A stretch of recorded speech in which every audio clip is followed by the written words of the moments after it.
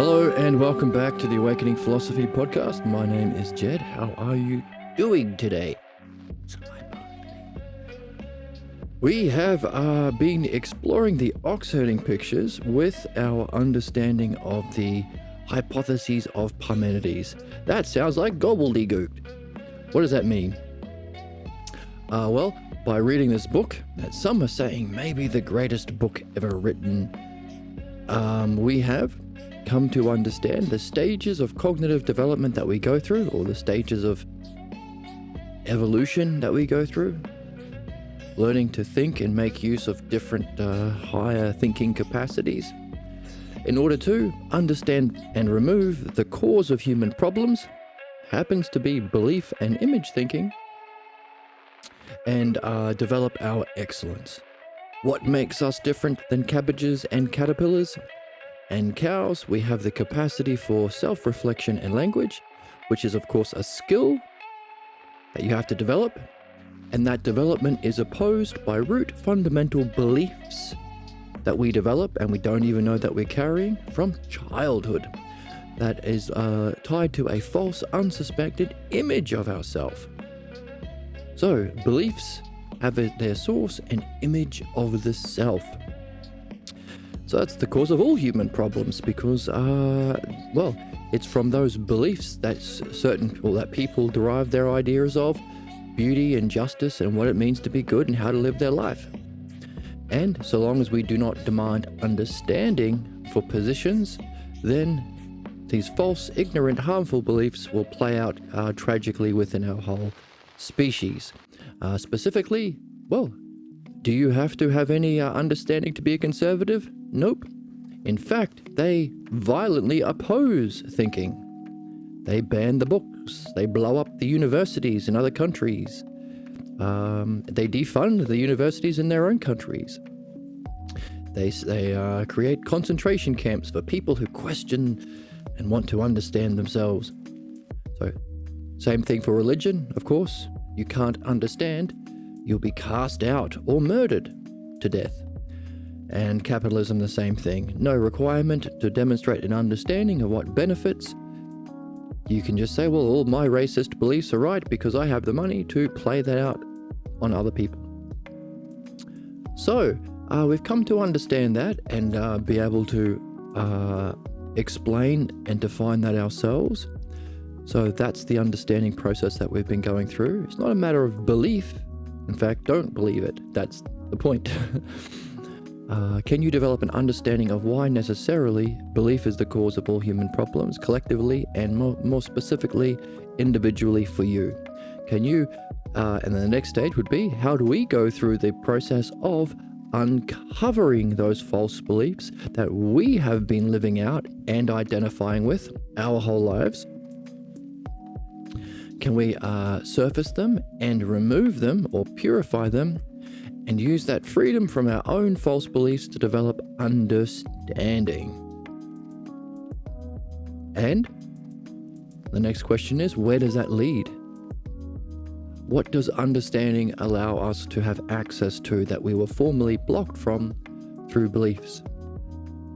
Now, it turns out that through the skill and development and practice of understanding called the dialectic, that makes use of fundamental key ideas like beauty, justice, whole, part, same, what we call the self-logos, thumbs up, that's actually the spiritual method. Thumbs up again, what it means to be a mystic. And that means that any other spiritual tradition you can have a look at and say, oh, it takes a part of this focused attention, use of questions, thinking about something that's not physical. But all of them are not the ideal because they all lack understanding. So they're all shadows of the true spiritual method. What we can see is this activity of purifying our beliefs, developing understanding, leads to a experience of mind itself. So all of the ideas that we've been using in understanding, whole, part, same, different, beauty, excellence, These are all eidos, or aspects of pure intelligence. So a focused attention and questions and talking and wondering about these ideas lead you to have an experience of mind itself. Or, as some say, a separation of your consciousness from your physical senses to awaken the sense of mind. For some people, that has to come first. Only after that glimpse of reality, or mind, which is non-physical, so we call it the realm of being because it's always what it is. Necessarily, for it to be the cause of all of the physical principles and reality, it can't itself change. And the physical world we call the world of becoming, because everything is in change. Trees are coming to be and then decaying. The world of becoming. So for some people, it takes a glimpse of mind itself to awaken them to the spiritual purpose to develop understanding and address our old states of being that we formerly thought was, well, all there is. All we know growing up is the way of being and false beliefs and ignorance from our parents and family, and as well as the perils that come with not towing the line. So we conclude without words, so we don't know we've done it, that beliefs, these kinds of beliefs, are necessary, and we face peril if we don't have these beliefs, causing a kind of false loyalty or an unnecessary loyalty to beliefs, which is the human problem, the human condition. The nature of the human problem, therefore, is instead of going through the development from beliefs into understanding and then knowing and then higher still, we stay stuck in beliefs because we think that we need them, because of the way that we raise children, like cavemen. There's a cave leader who, back before we had language and reflection, those that were blindly loyal to them and were afraid of everything outside the cave, everything different is bad and scary, those were the ones that survive. And those were the humans that survived. Therefore, that way of being, that way of blind, ignorant loyalty to beliefs, is a kind of solution to our early evolution that no longer applies and causes sexism, racism, Nazism, conservatism, capitalism, religion. Everything different than my group is bad and scary, or evil, or heathen, or woke, or goyim, or infidels, or whatever. There's always a name to otherize and demonize that which is different from the cave that you grew up in. And at our current stage of development, we still allow children to be raised that way, which is terrible, but so therefore we all are raised with our parents who gets to play God, priest, or conservative clergy and capitalist of our house that we're dependent on. And instead of addressing that injustice, we're too young to do that without the dialectic and understanding skill that we've been developing here. So we take the blame and we think, well, there must be something wrong with my understanding, my mind, and my self-goals. The three very next stages after belief we're supposed to develop into. So a false feeling of loyalty to a lower cognitive function, belief. Let's see it on the board. The map of cognitive functions, called the hypotheses of Parmenides. There are only 5, it's not that hard. A loyalty to belief, and a fear of understanding, a fear of our own mind or knowledge, and a fear of freedom of self.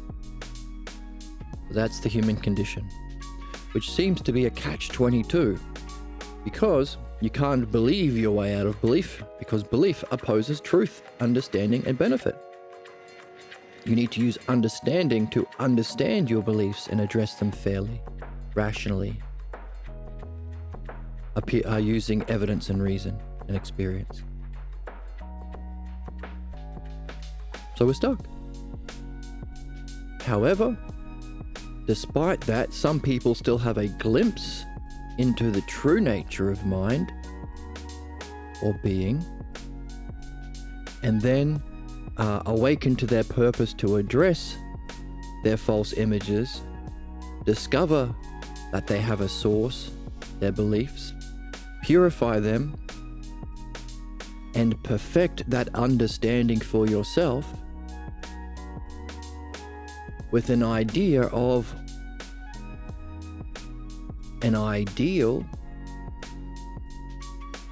free from beliefs that will then allow a return back to what was formerly a glimpse, but having purified any idea of yourself that is inconsistent with true being or beauty or justice, you don't fear losing yourself, which prevented a fuller experience in the first place. We fear losing ourselves, we feel dying. Although now we know that what we feared losing was actually worth losing because it isn't actually ourself, it's the cause of our problems.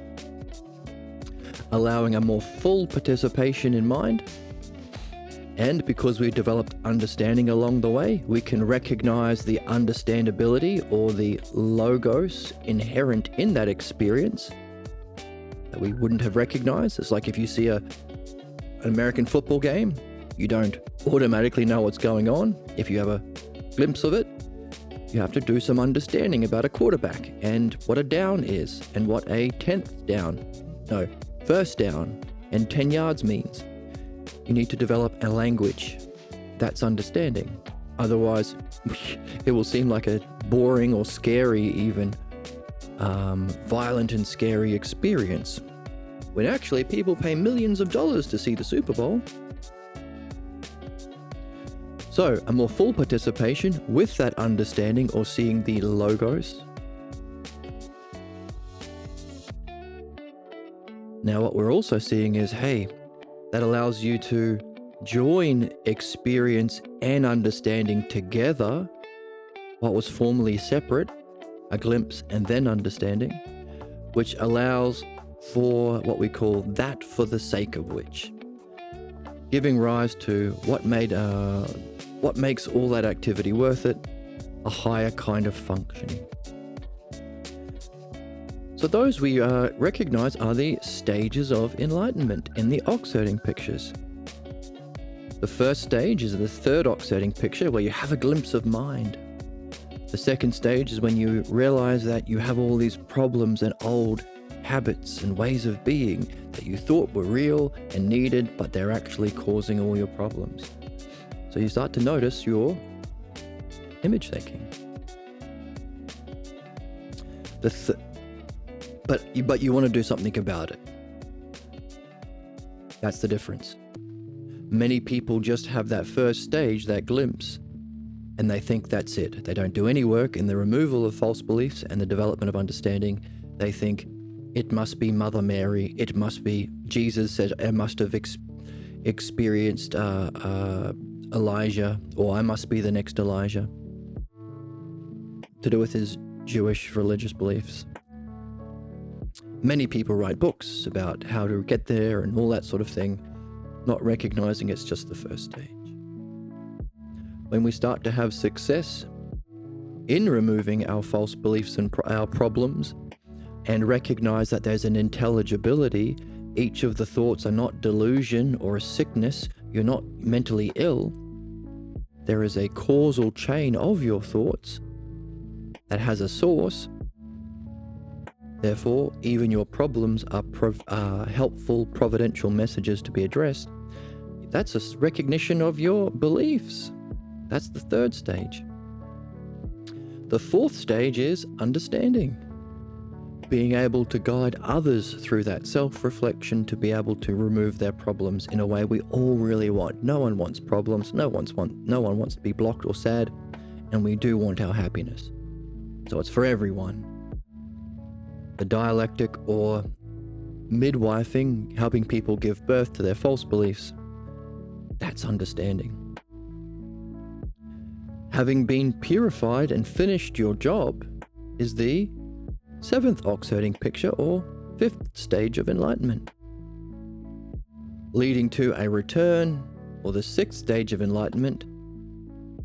So back to where we started, So meaning there are 4 activity stages leading to that for the sake of which a more full participation in mind, unifying both imagination and understanding in a kind of way, experience or ousia and logos together, giving rise to a whole different cognitive function that allows you to,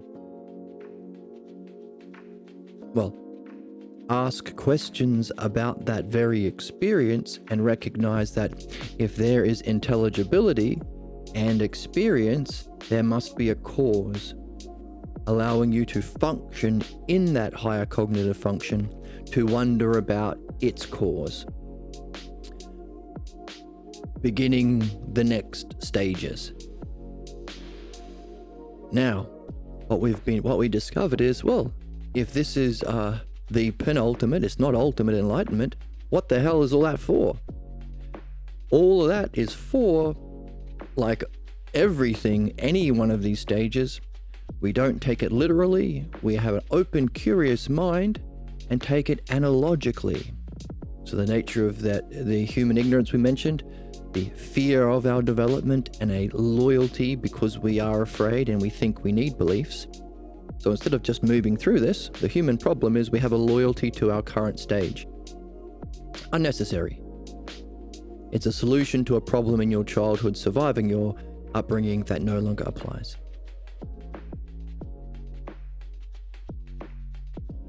And to get out of it, you don't take it literally. You take it analogically. Oh, these things I tell myself about me sucking, me being a small bean or a bad noodle, isn't literal. It's a message about something I have to learn, not literal. It's an analogical reflection of something. And even this cognitive stage is itself an analogical reflection of a higher cause.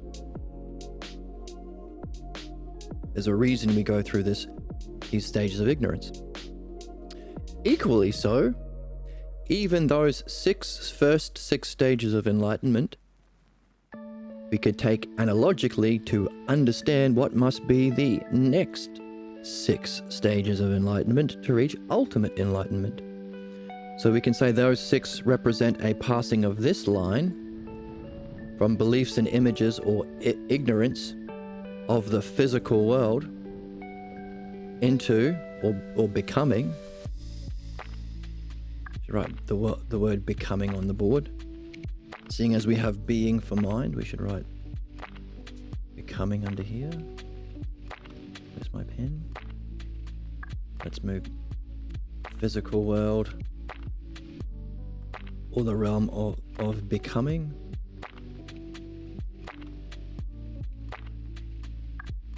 The movement of the world from the world of becoming. Let's write that a bit neater. Become. Ing.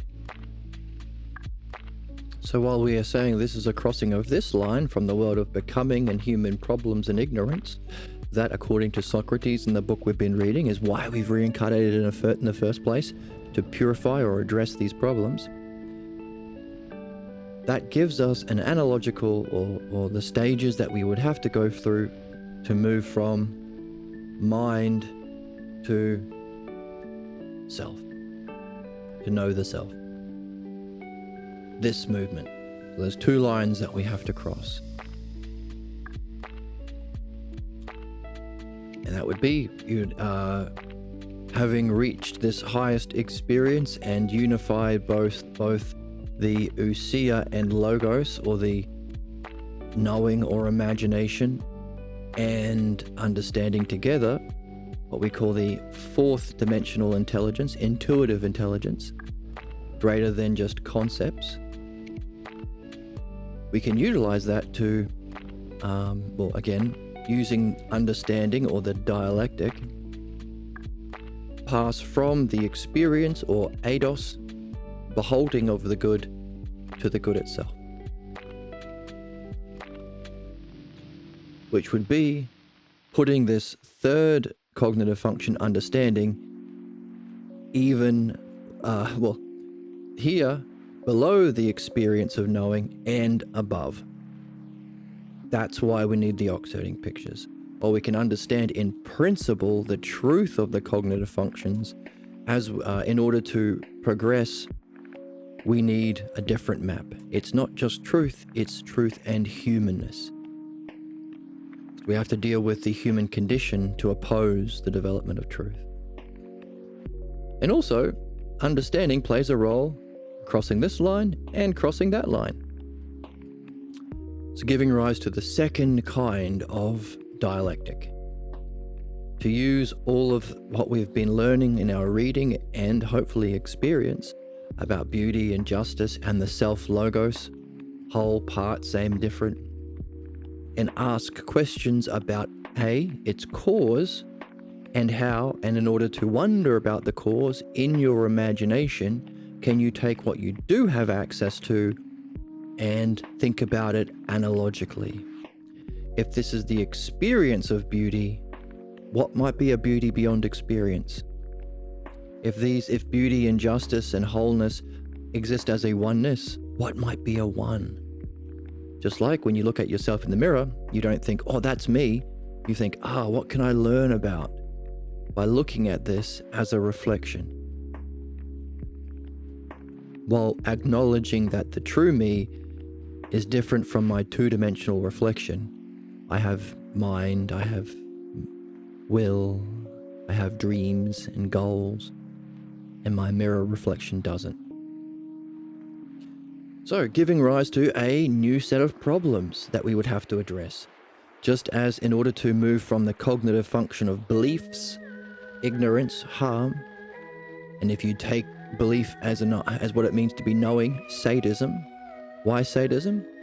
Well, to actually do good, you have to have knowledge of the ideal. The doctor has to know the ideal of the human body, and you have to have understanding of its parts to be able to function in a helpful way. You can't believe your way into doing surgery. You can't believe your way into fixing your computer. You have to have knowledge and understanding. So those groups that have belief, parents, clergy, conservatives, capitalists, they take as a surrogate for doing good, doing harm. Sadism. Or we ask the question, hey, these capitalists could do so much good in the world. These politicians could do so much good in the world. These religious folks could do so much. Why is it always harm? Why is cruelty the point? That's why. That's the reason behind humanity's savage injustice, cruelty, and sadism. A loyalty and identification with belief. Also, no knowing. And if we all seek to be knowers, we all want to be the knower. Don't we want knowing and mastership? Don't politicians always speak like they know shit? Don't religious, even your stupid pastor that you grew up with, or youth pastor, or imam, or minister, whoever it was, didn't he feel so confident when he acted like he knew shit? But without the actual experience of knowing, there's no experience in belief. There's no feeling state associated. So, to cosplay the knower without that feeling state, they take the feeling that they do get when they can do what they can do, inflict harm, block people, crush people's dreams, murder people. All the things the Epstein billionaire, conservative, capitalist clergy class do for fun and profit. So, therefore, understanding the nature of human injustice and desire for injustice or sadism. The same problem, exactly the same problem, only one problem. A false loyalty to belief due to our own ignorance, due to a lack of reflecting on our condition. Now, because we've been able to explain that rationally, step by step, using a model, giving examples and demonstration, and also pushing the implications to the conclusion, which would be living a life of injustice, dying in a way where you'll have to pay some sort of price for that and reincarnate negatively, but also Armageddon. Belief that opposes goodness, unity, and oneness, and truth only solves problems and desires sadism and harm, and that's the Armageddon we're racing towards and our extinction. So for some people, being able to follow the steps of understanding, because they love understanding, that's enough to begin the enlightenment journey. Hearing that, they will go through the process of reading what we read here, reflecting on the blocks that come up when they try and interpret, project, because interpretation is the functioning of belief, to project what isn't there or leave out what is.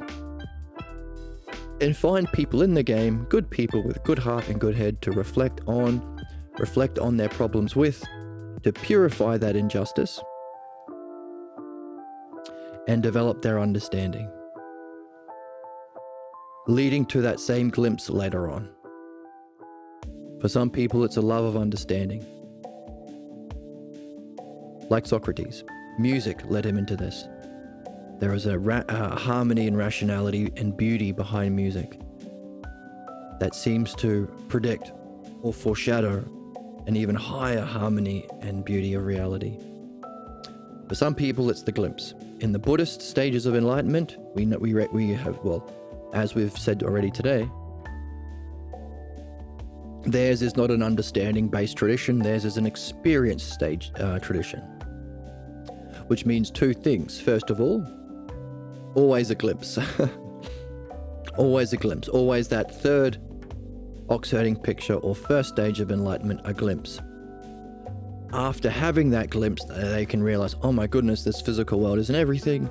My way of being that I grew up with isn't everything. I got some work to do. And I've got a goal now. I want to get back there. That's why it's called philosophy, by the way. You fall in love, if it's beauty itself, you fall in love with it. Philos Sophia, love of wisdom. Wisdom means that experience along with its understanding. So now they have a goal, which is why when we have chatters come through this channel, we say, hey, what do you care about? What's your goal?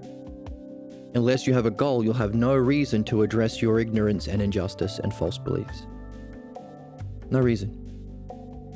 You can always dismiss it. Well, that's just your opinion, weirdo on Twitch. Well, I know better. You're just a goyim or a heathen or a non-Mormon. You don't even wear the magic underpants. Queen of Gooning. Because they're the queen of gooning. Oh my fuck. So now they have an awakening into a higher state of being that they didn't even know existed. All they knew is whatever. Making money like my ma and pa, or being a banker like the people at business school, or whatever it was. They have an awareness of a higher state of being, and they have a goal. They want to get back there. That's the beginning of the spiritual journey. Stage 1. But for philosophy, we can also have that a love of understanding as stage 1 as well. Stage 2, 3, 4, and 5 are the 4 activities stages that we have to go through in order to purify ourselves or our false image of selves that's different from that glimpse or understanding. Develop an understanding so we're not afraid of losing ourselves, A, so we can participate more fully. B, understand what's there to be seen. Like now that you understand what a quarterback and a touchdown is, you can see what's there to be seen when you watch the football game. And also, those two can come together.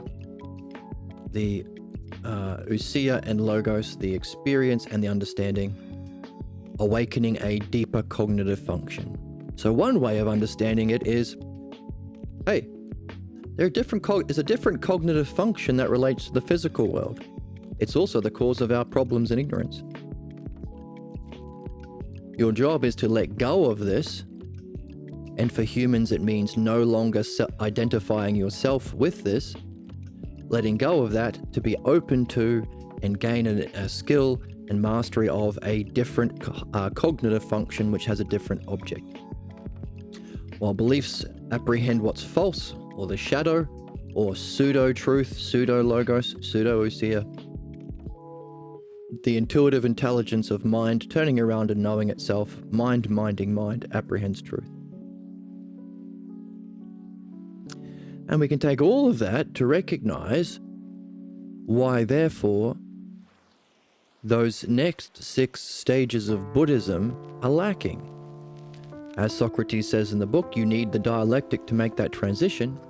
And one reason is, well, if there's an experience-based tradition, not logos, not dialectic, there's no higher experience than that. You need understanding to reflect on that experience and understand that there must be a cause even to that which must be, if it's the cause of experience, transcendent, beyond, greater than experience.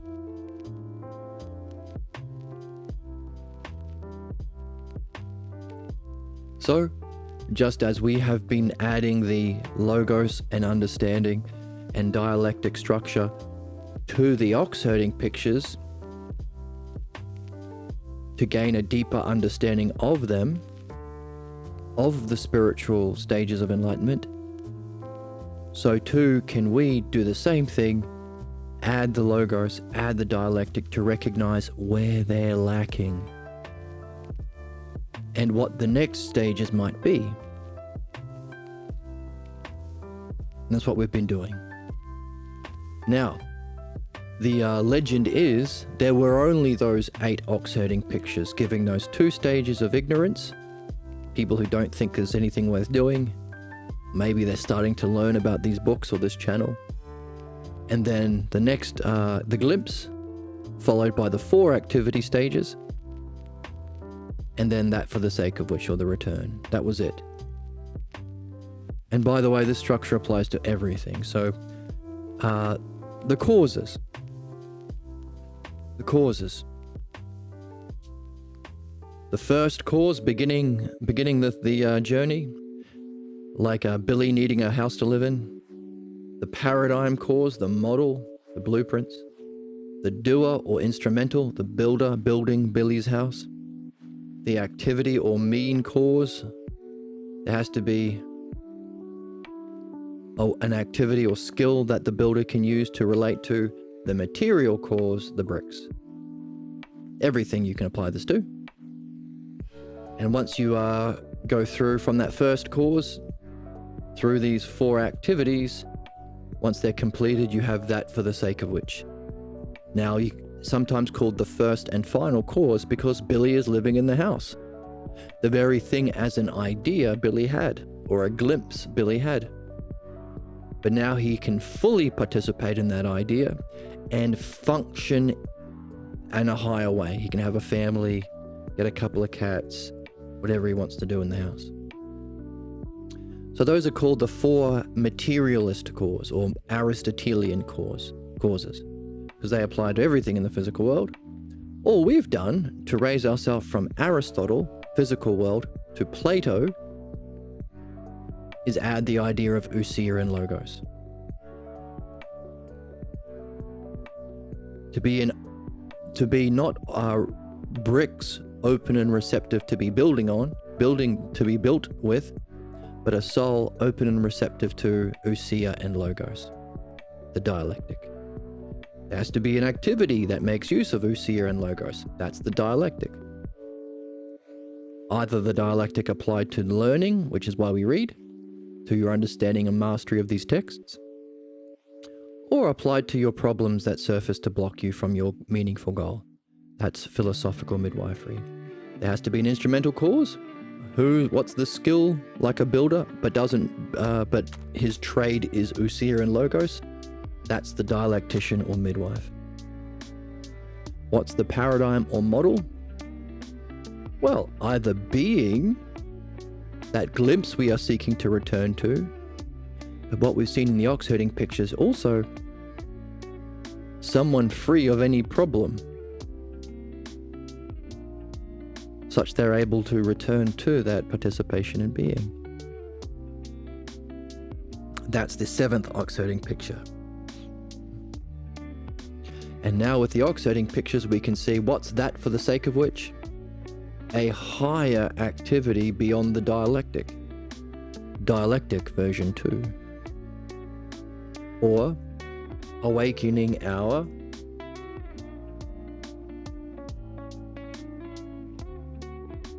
intuitive intelligence that can be used to go ahead and know the self. So same 4 activities leading to that for the sake of which. And that's where we are. That higher activity we are doing now. Finishing the oxiding pictures. Or, because there are already 2 oxiding pictures, we're calling them the Lama pictures, thanks to our suggestion from our chatter.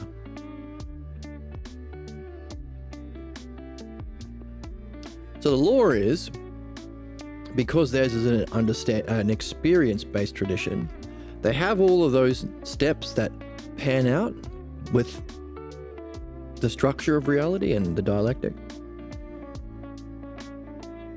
And then much later on, someone added 2 more oxiding pictures. But last time we had a look at those 2 oxiding pictures, the 9th and 10th, and they don't seem to follow that structure. They seem to be more, they seem to lack a description of what it's like to have that glimpse. Which would suggest they hadn't had that glimpse. But what they can describe is someone in a problem after having that glimpse.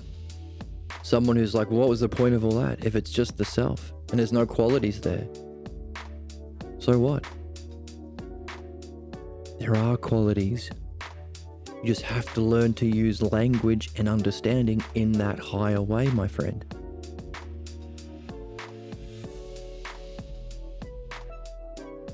So they're missing that first stage of enlightenment for this next level, but they seem to have the second, the problem. They seem to be missing the third when they start to have some success and understand why they've got a problem. Now, what are we seeing? The problems are the negative hypotheses of Parmenides. Any objection, any state of mind that objects to any one of these levels of development. These are the 4 basic categories of human problems, which are problems if you are stuck kinds of beliefs that block human development. Therefore, they might not recognize why they have their problems unless they have an understanding of the 10th hypothesis, which we had to add to the Parmenides, because that's the one that opposes the one that we're after now. Which is interesting because, as we've been saying, theirs is an experience-based tradition, and these 4 categories of human problems that we purify as we learn to catch and tame and ride the ox, or our mind, are things that you will come to see through experiencing. You'll find a human with them. Ask anyone.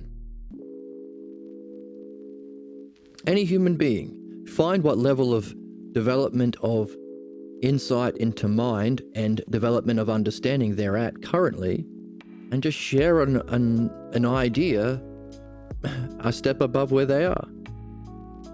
And they'll throw at you one of these 4 things. Why? Because what we've been learning from the book is, as we're introduced to new truths, we go through, just as we had 5 cognitive functions in the hypotheses of Parmenides, or 4 activity stages leading back to that for the sake of which, or the goal, in the oxiding pictures, and in the materialist causes, building a house. So too, the same applies to interpretation. Human beings don't just accept the new truth. If we were, we wouldn't have human problems. The false beliefs and image of the self that we identify with causes a counterattack or us to reject the new truth and those sharing it.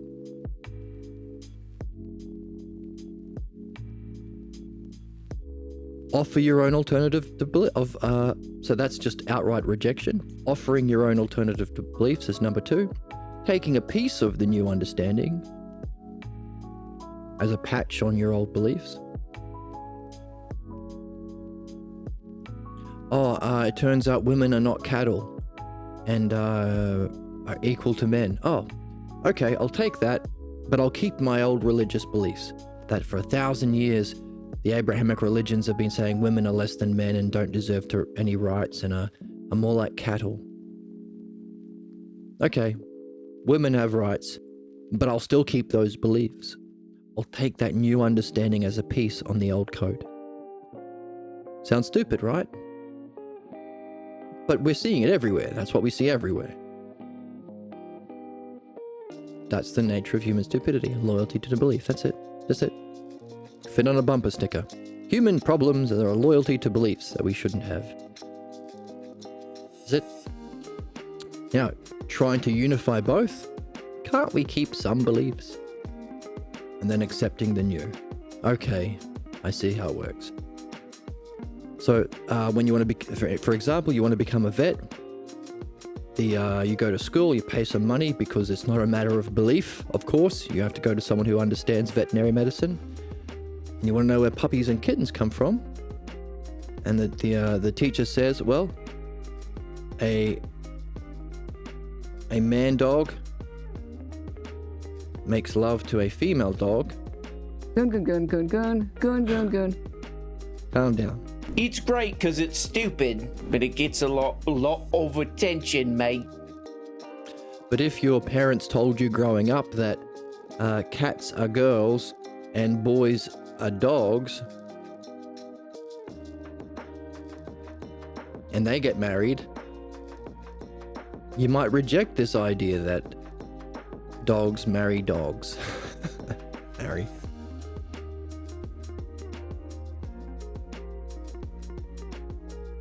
I'm not going to be a vet anymore, you say in the 5th. Then you go back the next day and say, okay, I'm not just going to reject, I still have, this is why you need a meaningful goal. I want to be a vet so bad that I'm going to come back. But now I'm going to tell you about how cats are girls and dogs are boys. And then the teacher shares bits and pieces of understanding, as is their profession. You might take a piece of this, but still keep the idea that, okay, maybe there are some boy dogs, but they're like an anomaly. I'm holding on to my beliefs. You have to unify the new and the old. Okay, cats are boys and dogs. Cats are girls and dogs are boys.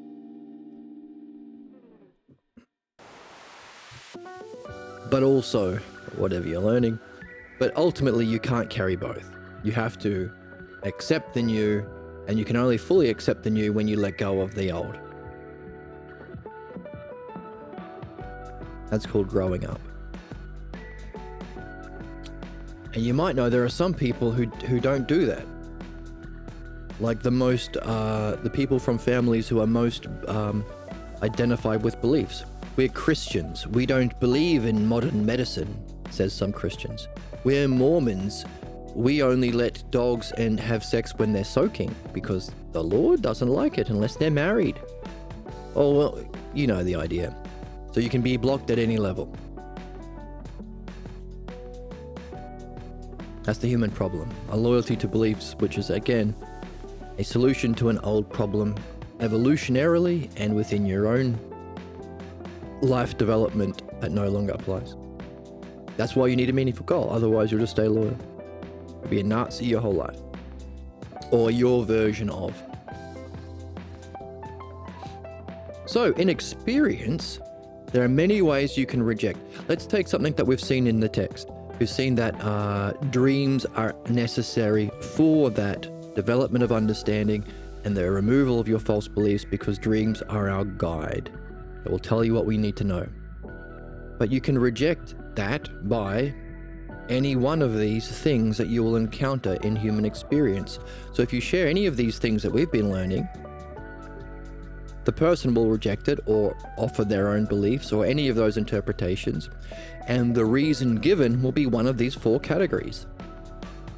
One of these negative hypotheses or states of being that are defined by an opposition to the four activity causes that we're supposed to go through,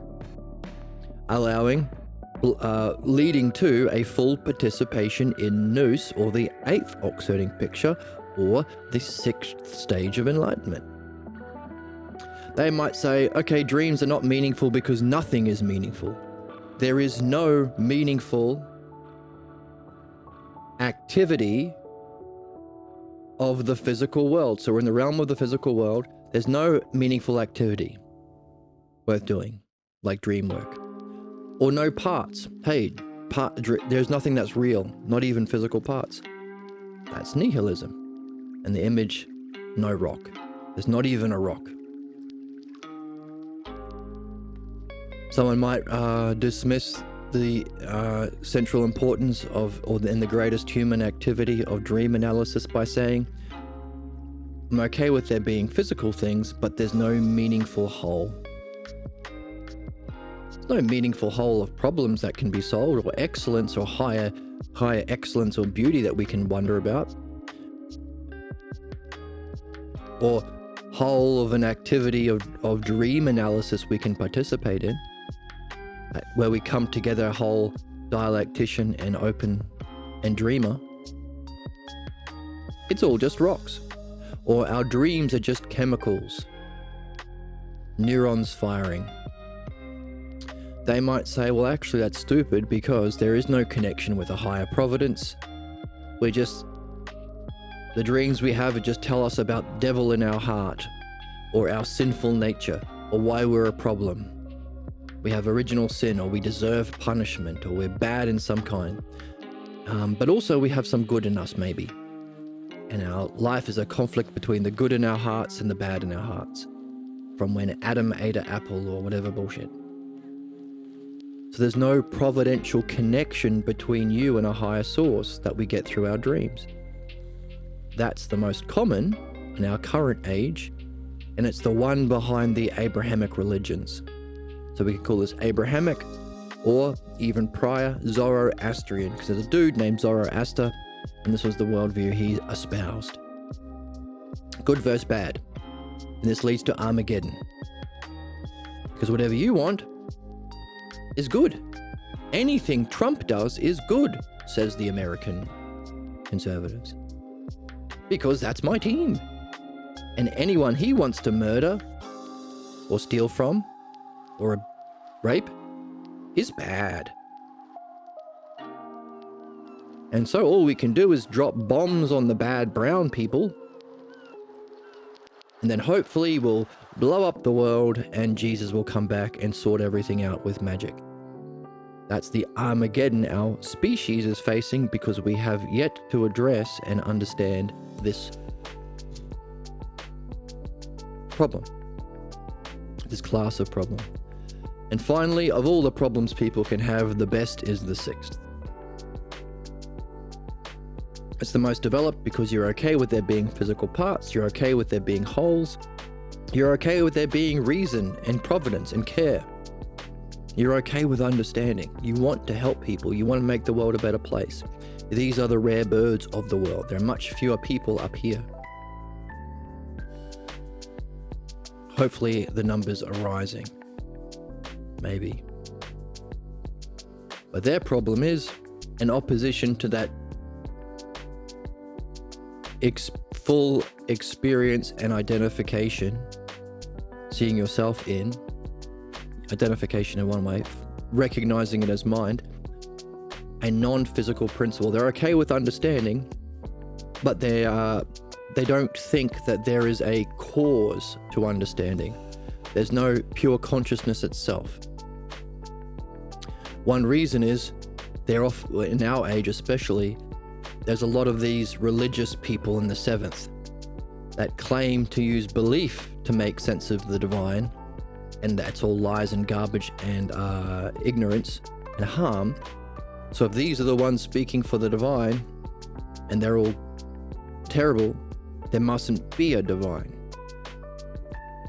Is the thinking of people who haven't gone back to address those early teachers fairly? They are not true teachers. They are not authorities for God. The religious people are the opposite, just like modern philosophers are the opposite of true philosophy. They talk about opinions and beliefs. They're not interested in this experience, which is wisdom, which is the name of philosophy, love of wisdom. That's why Socrates calls the academic philosophers philodoxia, love of opinions. So, understandable. If all you know about the divine are these horrible, horrible people causing death and destruction and torture and injustice in the world, then you can come to the conclusion there's no divine. But if you think about it another way, hey, if you met some sadist who thought that kicking a dog was beautiful, or a girl or a sociopath was attractive because she was beautiful because she kicked her dog or she manipulated people or whatever, it doesn't mean there's no such thing as beauty or good women. It means that these people are wrong. But so long as you take them as an authority or a knower, you might be spending your whole life fighting against them. Atheists. If you guys are what God is, then there's no such thing as God. Bullshit. They're just wrong. That's why we need to go back and address our old, early teachers in the activity of midwifery. So, you'll find someone in one of these. Necessarily. That's the process of the going through the first 6 stages of enlightenment, because these are the 4 classes of false beliefs that cause our problems. Because behind each one of them is a identification with yourself. You feel you need this belief and you think it's part of who you are. Personality maxing requires you to look inward on a deeper level, and it's harder to fix because then you have to make fundamental changes to who you are as a person. And it's because it feels like a much more core component of themselves that they don't want to change. Like, it's like, well, then if I change this, who am I?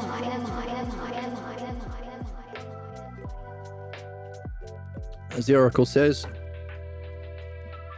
character maxing in this way is difficult when you discover you are challenging something that you identify with. Moving the fan.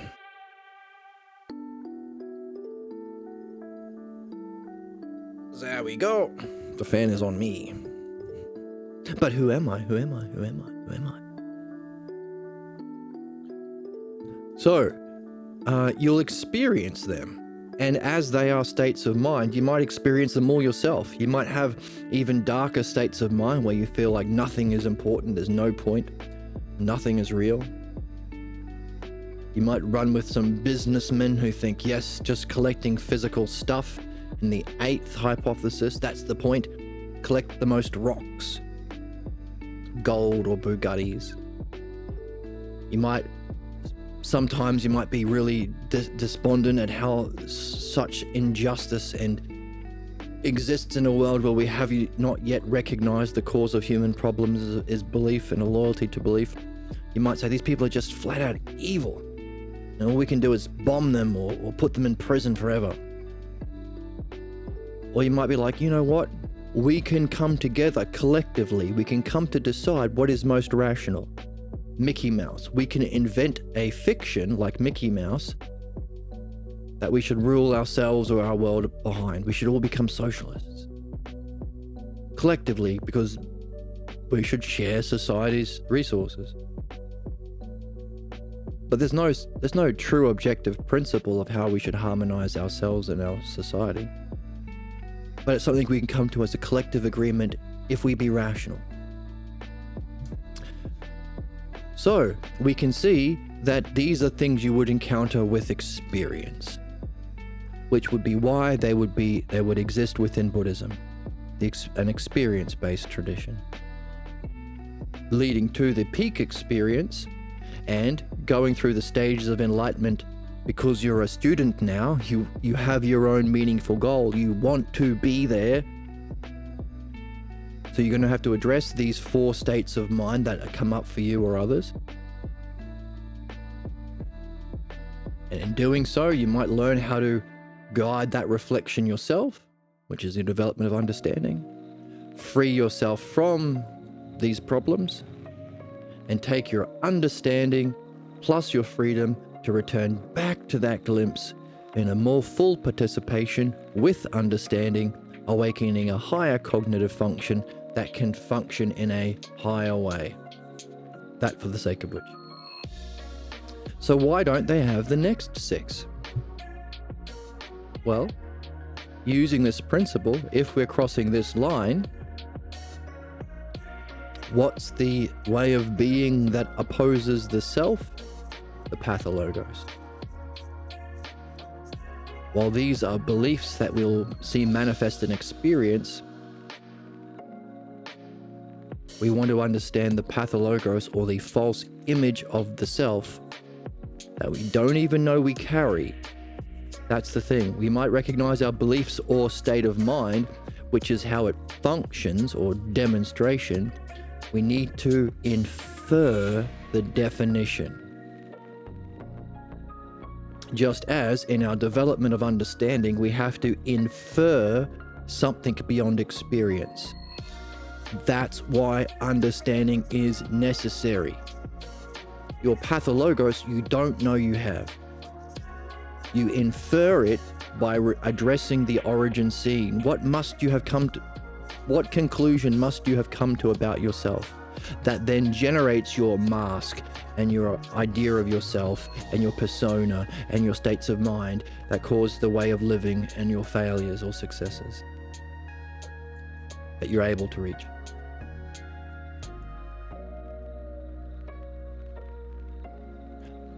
In a similar way, that's the thing, you learn about the self from addressing your problems. Likewise, you can learn about your problems by addressing the self. That's the 2 parts of the game, right? Right, I don't have to say right. It's the 2 parts of the game. Yes. The more holes, the better. Calm down. What the hell do your goddamned, literally, religious beliefs matter? Exactly. I'm eating the testicles of this bull, and I'm eating it raw. Don't eat the bull testicles. Bull testicles. Bull testicles. I know. So, in a similar way, there is not a familiarity with this because it has to be inferred or hypothesized with understanding because it's beyond experience. So too, we have to infer a fundamental idea about the self that we don't even know we carry, called the pathologos, and we have to use understanding to understand it, recognize it as a principle. Recognize the pathologos as a principle that we not even know that we carry through inference or hypothesizing or understanding. So too about the self. You won't recognize the self that's there to be seen in each moment because while it's the ultimate and most transcendent, it's also the most immediate and personal, transcendent and immanent, ultimate and intimate. So, in principle, you can have this glimpse at any moment. Some people say that kind of makes it like comedy. Comedy, you start with a false image of what's going to happen. I expect this to happen, and then the comedian walks you through a dialectic through 4 activity stages. You can figure this out for yourself, leading you back to the punchline, but it was not what you thought. It was this the whole time, and it's obvious, and it was there the whole time, and it makes you laugh. Whereas right-wing comedian, the Joe Rogan comedians, the Joe Rogan sphere, they don't have that because that requires understanding and guiding. It requires the dialectic, which is understanding, and they are belief-based idiots, so they are blocked from understanding. So what do? What does belief take as a surrogate for understanding and knowing? Cruelty instead of understanding or leading a dialectic. And knowing, what do they take instead of seeing in that insight? Smug or sadistic. Smug and cruel. Next time you ever see a right-wing comedian, look at what they do. Are they being cruel while being smug about that? Do they think that's comedy? Whether it be some, I don't know, mainstream television network run by some fucking capitalist, conservative, fascist. Mainstream media owned by these people now because that's what capitalism does. Is it old boomers laughing at someone being cruel and smug against young people, or against trans people, or against gay people, or against women, or against brown people? Cruel and smug? Is that Joe Rogan's whole thing? Now we understand why.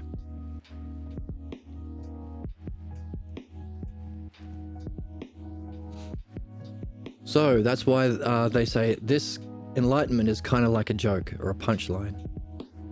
Or it brings with it a, what's the key word that stood out in our text that we are wondering about? Smile.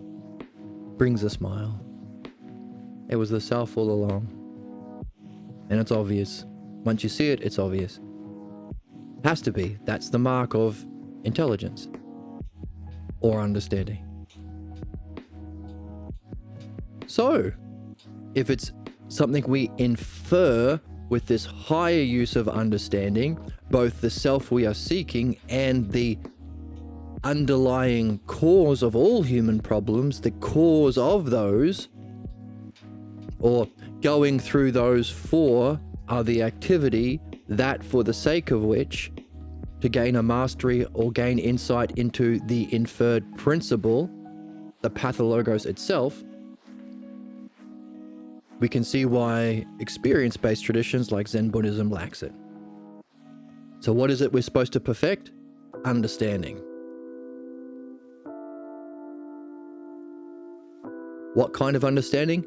A higher understanding that takes this cognitive function of knowing and applies understanding of its parts analogously with an open, curious mind, not certain about literalism, applies it analogically to infer a higher cognitive function that has its different or a higher object, like your sight, your eyes see color, your ears hear sound. This cognitive function sees the self. It's a different one. That can only come if you address any identification with the lower. Just as we said, the nature of all human problems is we think we need our beliefs. That's it. We think we need our beliefs. Why? It kept you alive in a tyrannical house. You don't vote for who gets to be the parent, and your parents don't have to demonstrate any of this knowledge and wisdom. Nor did they for the last hundreds of thousands of years. So we take the blame, we infer a false belief.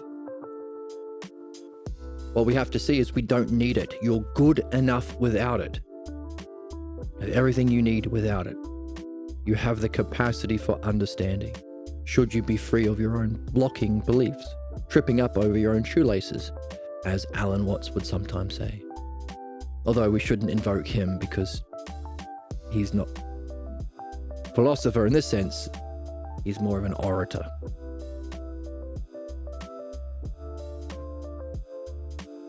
So equally so, we have to say, hang on a second, this higher intuitive intelligence we've awakened in the 8th oxiding picture, or the 6th stage of enlightenment after the 4 activities, it's me. When people have this experience, they say, it's me. It's the most real thing. It's obviously me. And I've overcome any fear of death and because I'm not associated with the physical world of becoming. So all of the kinds of pathologos don't apply because they're all ways of blocking that development. And now you're there. Now, of course, that's why it's a glimpse. at the start. It's a glimpse because you still have your problems and you go back to them. That's why you have to go through those 4 activity stages to get rid of these 4 classes of problems. Meaning, in order to transition from this cognitive function by developing a higher kind of understanding to look at it analogously about a higher cognitive function you want to move into, you have to get over any attachment to this cognitive function or any identification with self as any experience at all, even the peak experience. Meaning you have to deal with the pathologos itself, both as an object of understanding, as a principle, and what you may have inferred about yourself, any image of yourself. Because the true self is beyond any images and experience. So the same things we went through in the first 6 stages of the ox-herding pictures, or 6 stages of enlightenment, ox-herding pictures through 3 through 8, but different kind of understanding to go from not beliefs to knowing, but knowing to self, requiring a disidentification with the lower by understanding and addressing the principle of pathologos, which you can only do with a logos-based tradition, which means Hellenic,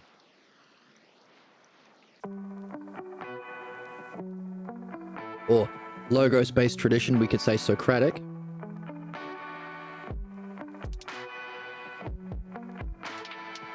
and the art of addressing the pathologos, philosophical midwifery, which we could call Homeric, and dreams, which is both Socratic and Homeric. So those two together, the logos, midwifery, and dream analysis are the 3 things necessary, and sharing it, because you have to practice the understanding part as well, the doing part, instrumental as well. The self logos is why we read, midwifery is how we address problems, dream analysis absolutely necessary, and sharing it. Those are the 4 activities of the activity, or the dialectic of the dialectic. And those together, sharing or writing your own books, like you be encouraged to write a sequel to this book. That's the new age and the true race of man, what it truly means to be a human being, the Hellenic way of being. Hellenic. So we understand why they're missing from Buddhism, an experience-based tradition that has to infer through understanding what is the principle of problems and the principle behind experience. And we need the dialectic to address dreams, which are necessary for both. So any tradition that doesn't have understanding, which is the dialectic, and the dialectic method, which is the dialectic. So any tradition without the dialectic as its fundamental principle can't have an understanding of the 6 stages of true enlightenment. Or, as said in the books, whoops. Oh my goodness. It's sad. And I'm sad for you.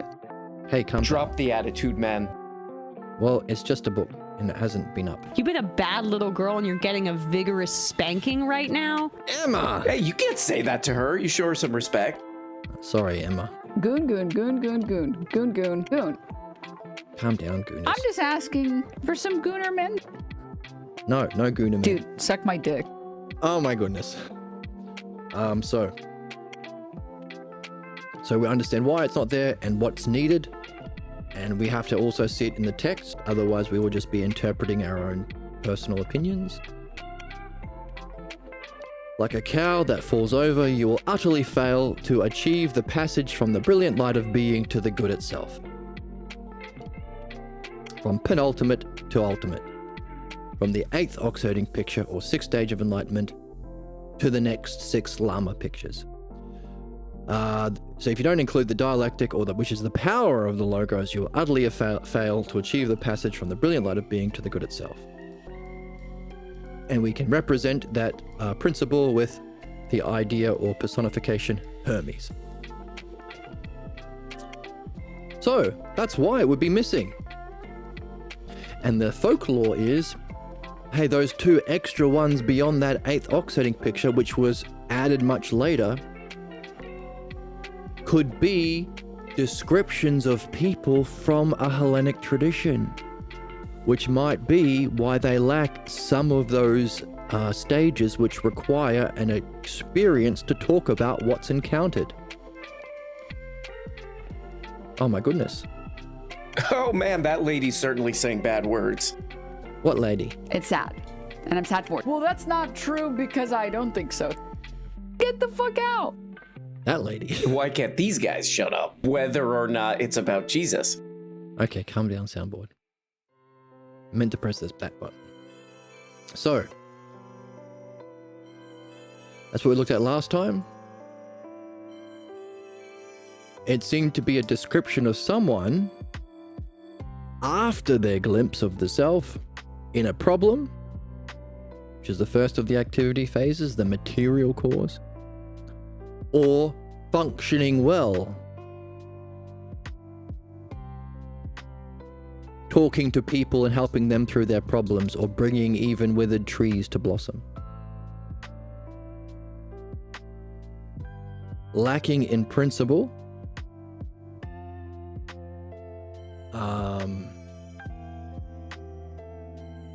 let's look at the first 6 oxiding pictures. So we've got our, what color? Dirty yellow. Let's get rid of that. No, not that one. No, not that one. Zoom in maybe. I'm right on it. Bat, no, not you. No. Oh my goodness. It has a hard time removing dots on this. So, the first stage of enlightenment, or the first cause, Billy having the glimpse or the idea, that's the 8th, that's the 3rd oxiding picture. And the problem,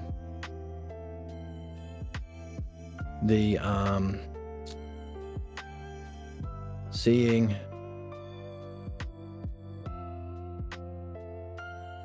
or the starting to solve the problem,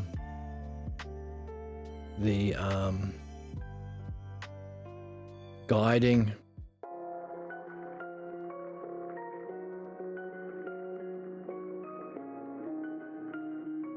of the solving, or riding the ox, and the free from problem, or the ideal or paradigm. The ideal. So it sounds like the 9th oxiding picture, one of the 2 added much later, some say because they've encountered someone coming along from outside their tradition, maybe a Socrates-like person, seems to be someone have a problem after that glimpse. Someone alone. I might as well be blind and deaf. What the hell? Blind and deaf, what the hell was all that about? All this work just to return to emptiness. What? Not being able to understand how to solve the problem, because that requires understanding. Solve problems, or which require to solve problems you have to, it also requires seeing the intelligibility.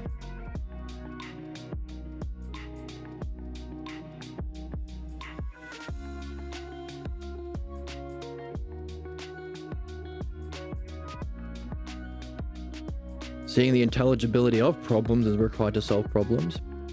Are we affiliate yet? No, we're not affiliate yet. I need to get an average of 3 viewers watching over 4 different streams. And I don't have that.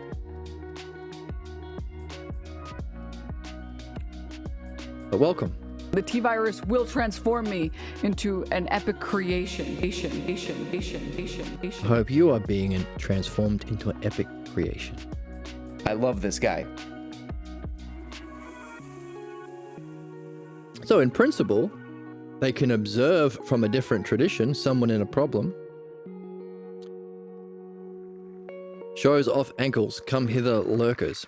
Yes, we need to goon bait people into watching the stream. Goons of gooners. I should pose or something. I should flex. Hey gooners, check out these guns. I eat bull testicles because of the protein for my guns, like Joe Rogan. Bull testicles. Bull testicles. And then all the gooners will come. Maybe if I waxed my legs, I'd be an epic creation. Oh my goodness. You're a little bitch-ass baby. I'm gonna lurk and listen now.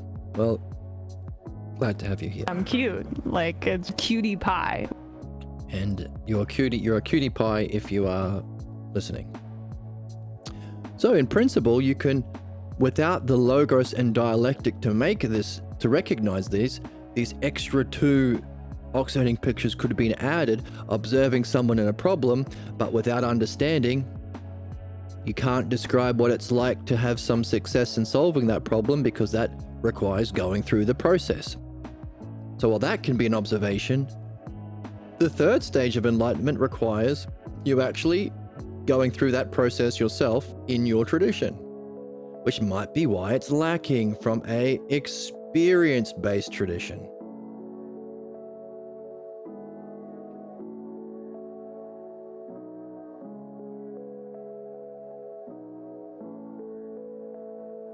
Someone guiding others through the solving or riding the llama, you could observe someone doing that. Oh, look at that person. He's all dirty but happy. He leaves his house early in the morning with his gourd, so he doesn't care. He can, as Socrates says, whether he's making love or drinking, so long as you do it contemplating self or mind or reality, aligned with your philosophical goals, you can use that in a productive way. So carrying his gourd, coming home all dirty and dusty and muddy, leaning on his staff after a long day, helping even the worst of people reflect on their problems, which is the Hellenic way. Even Achilles could solve his problems, the worst possible person. You can describe what he looks like, giving us the 4th stage or the 6th ox or the 6th llama picture. What would it be like to be free of problems? Again, that would require you to experience it. And of course, that for the sake of which, the return, the 12th stage of enlightenment or the end of the 2nd set of 6, the 6th llama, is a higher functioning for yourself. And the closest thing we have to a clue into that is Socrates saying,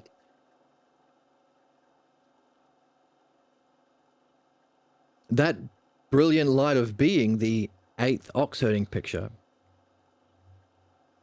the greater you can participate in that determines the character of your next incarnation.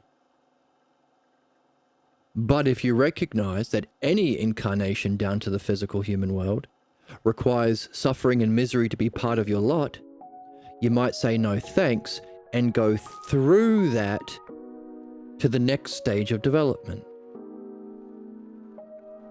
Or the functioning of that 8th ox-herding pictures recognize the footprints of the ancients that you can follow yourself, which is what is, of course, the what we just read about the dialectic being necessary. You can't pass through the experience of the good to the good self or the good itself without the dialectic.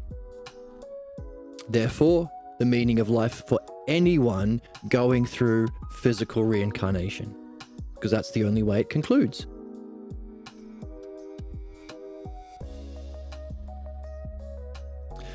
But when Socrates says, "I've finished my job here, sacrifice a cock to Asclepius because I've the god of healing, because I've healed what reincarnation is, the purpose of reincarnation is to do, heal the pathologos, while developing understanding and coming back to the self with an art, meet me there because you will be with me and better men or humans who have completed their work here, and daemons or spirits and gods who are fellow guides and travelers," meaning that for the sake of which every step along the way is a purification from what's lesser or identification with belief or experience, and a perfection of understanding that can be used to benefit others, which makes it an art.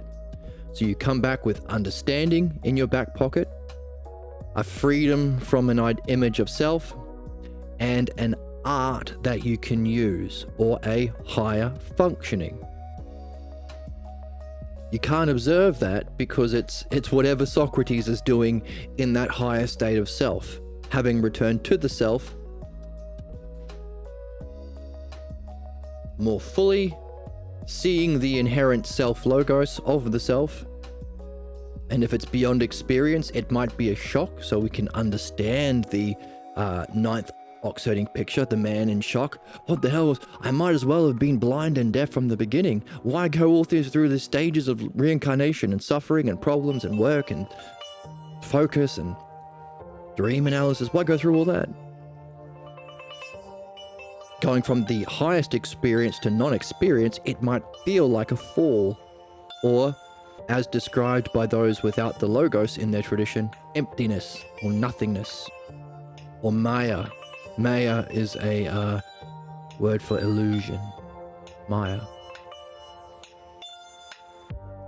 So, full participation and seeing that inherent logos, but also to that functioning, so awakening a higher cognitive function or a higher dimension of intelligence that unifies the recognition of self and that deeper understanding, which allows, therefore, that for the sake of which a higher functioning. And if that's not in the realm of physical or mind, you won't be able to observe it. So we can make sense of why it's lacking in Buddhism, not having the necessary dialectic, not having the self-logos or understanding. We can understand why it might have been added later, the last two. We can understand why they're not reflecting on what they do have, the 6 steps to reach the penultimate. Why aren't they using it as an analogy to figure out the next 6 steps? Because that would require analogy, which is, well, it would require 2 things: questions about causes and answers that use analogy or the principle of likeness, as above, so below. The 2 things that Socrates left us at the end of the book. Hey Jesus, does everything have a cause? Is the cause higher, transcendent, superior, prior? By the way, there's another idea that only the most intelligent will accept without rejecting, as above, so below. Whatever that cause is going to be like its effect. So take your peak experience and use it analogously. What's that? Questions about causes, answers through analogy. What's the art of questions and answers? That's the very dialectic. So they haven't been able to ask questions about the higher states and use their own tradition, which has 6 stages of enlightenment, analogously to apply it to the next stage, because once again, they lack the dialectic. So, once, as we just read, like a cow that falls over, or a like an ox. Does an ox have udders? Utterly fail. Like a cow that trips over, you will utterly fail to make that passage from that brilliant light of being to the self without the dialectic. So we can understand why it's lacking and what's needed for us. So that's what we've been doing, filling in the gaps. But we can also understand why those 2 were added. You can observe someone in a problem. You can observe someone helping others. You can't observe the recognition of the intelligibility of problems that's required to solve problems, that would require understanding of the pathologos. You can't describe what it's like to be free of pathologos itself as a principle, completely free, with a mastery of the pathologos through understanding. And you can't observe that higher functioning of the self that Socrates is referring to, where him and his mates are hanging out waiting for us to join him. You can only observe dude helping others and dude in a problem. Which brings us back to the ox herding pictures. 9 and 10. The 8th is the one that they do have. How may even a snowflake of your pathologos beliefs exist within the raging fire of pure luminosity? But with this state of mind, when this state of mind is realized, comes at last a comprehension of the spirit of the ancient patriarchs, or the footprints of the ancients. The logos that you can use to follow that path to the higher stage. Now, here's our hypothesis. You're describing someone who has had that next glimpse, but has their problem. The first activity stage. Too many steps has been taken in returning to the root and the source. Better to have been blind and deaf from the beginning. Sounds like a problem. Dwelling in one's true abode, unconcerned with and without. But hang on a second, does it anticipate? But there's a river flowing, and flowers are red. This sounds like the kind of problem that someone might reach when they encounter transcendence that they might misunderstand as emptiness, because they haven't developed the higher language of understanding to make sense of it, because it's transcending experience, it's not empty of experience. A problem would be knowing or not showing the self. Not showing the self. Returning to the source. From the very beginning, there has been not so much as a speck of dust to mar the intrinsic purity. He observes the waxing and waning of the life while abiding unassertively, oh well, in the state of unshakable serenity. This waxing and waning is no phantom or illusion, but a manifestation of the source. Why then is there a need to strive for anything? Waters are blue, mountains are green. Alone with himself, he observes things, endlessly changing. Sounds very nihilistic, right? Which would be the problem stage, going all the way along, which is why we have them arranged in this way. We can gain insight. The same category, the same level of problem, a kind of self-nihilism. Why care? It's endless. It's going on. Water is red, water is blue, flowers are red. Sounds very similar to what we encountered in the first level of addressing problems. The first stage of 4. Isn't that interesting?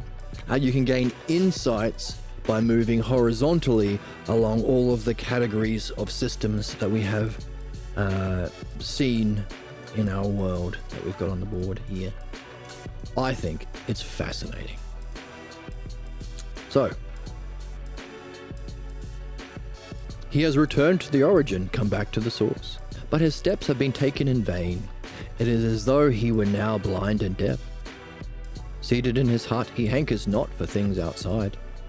Streams meander on of themselves. Flowers naturally bloom red.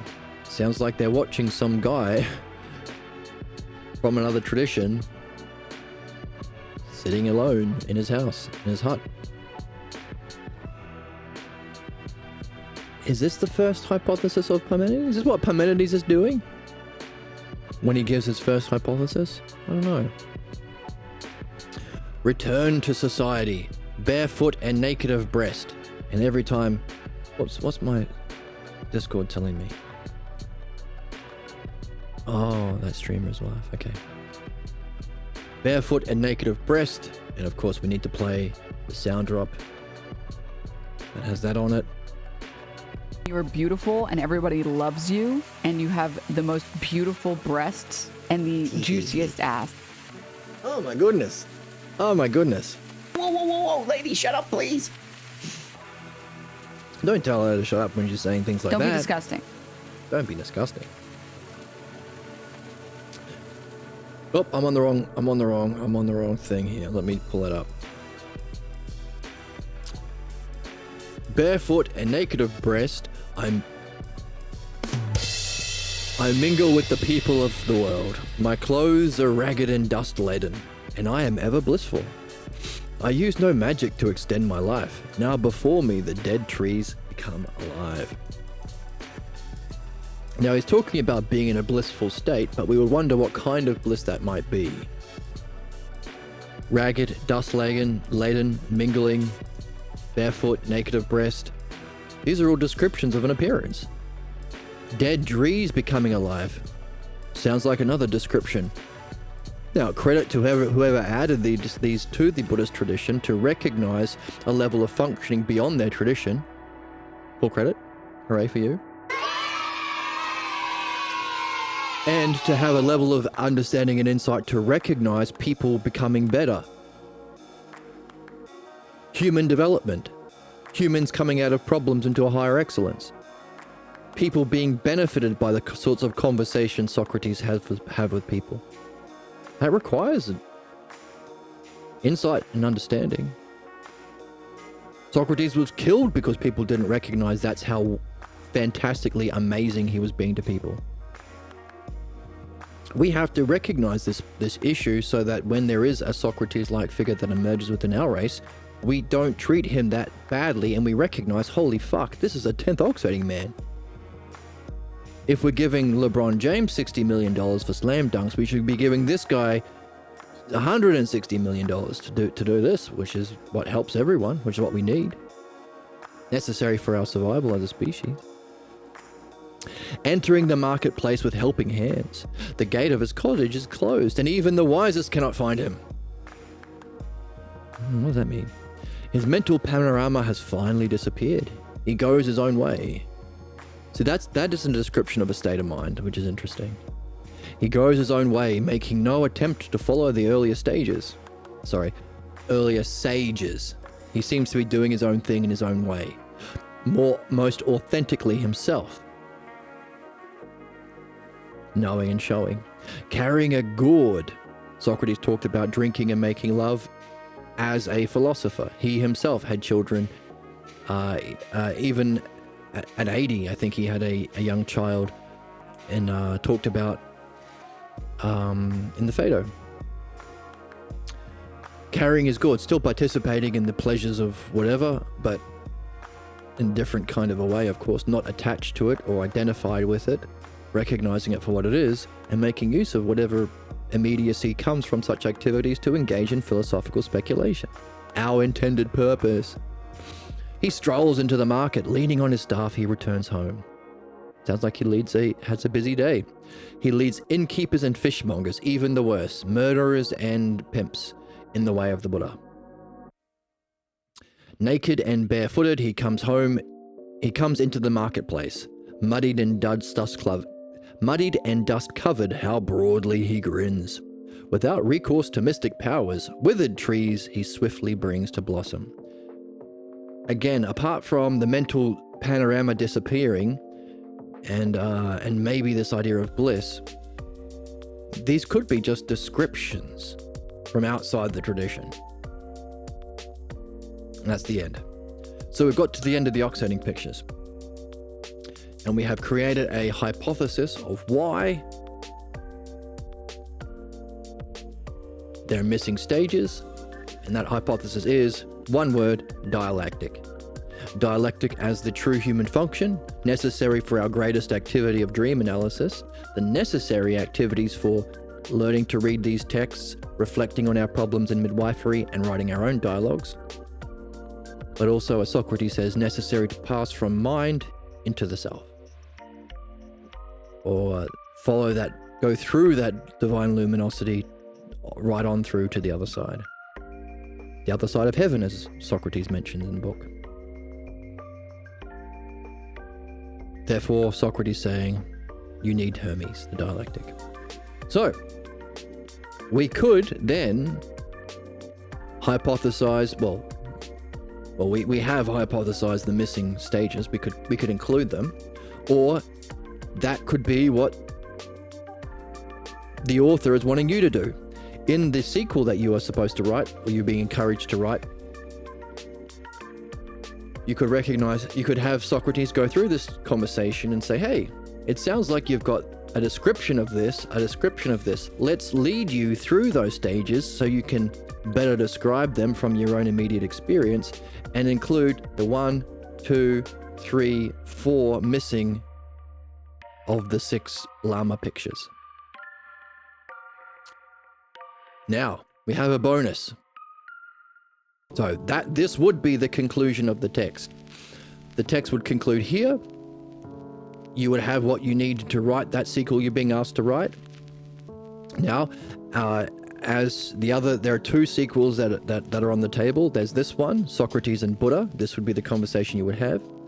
But to talk with Buddha in this way, you would have to discuss the missing opposition, or the problem you'd have to address, which is the pathologos. So we would need to also gain a pretty good understanding of the pathologos to write that dialogue. Also, the other sequel on the table is Socrates and Jesus, a dream talk. So in the dream talk between Socrates and Jesus, you could address Jesus' specific problem, but all 4 possible classes of problem that can take Jesus from his glimpse of mind through those 4 oxidizing pictures back to the return. That would require you to have some understanding of the philosophical midwifery process and dream analysis. The next sequel with Buddha, same thing, but the principle of pathologos. Also, dream analysis would be needed too. So maybe because, well, it's needed all the way along. So, and that's what we've been seeing over and over in this text. Socrates has really, really been pointing that out hard. So either way, we need an understanding of the pathologos and dream work. Now, there is no dream work book. So you would be writing it based on your own experience and your own understanding. But there is a pathologos book. That's the Philosophical Midwifery, a New Paradigm for Understanding Human Problems. We've read together the first 5 chapters. There are many to go.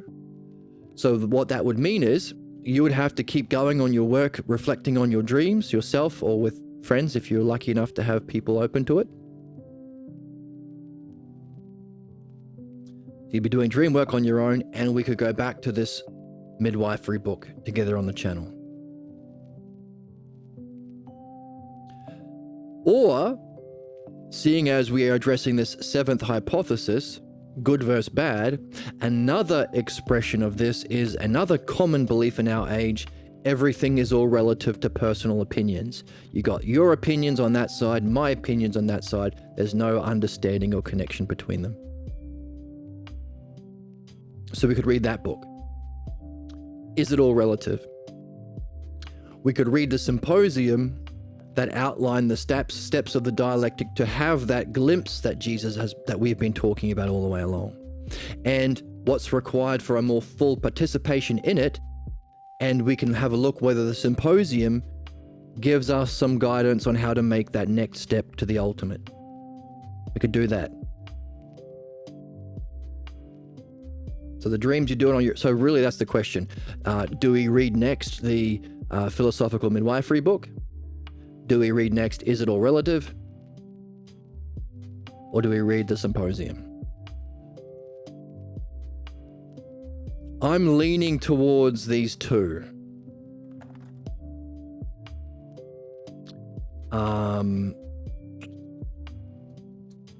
Maybe together? I don't know. We could go back to the beginning from this book and read it from the beginning and see if all of the questions raised have been answered, but I think we've been doing well to go back and weave it together.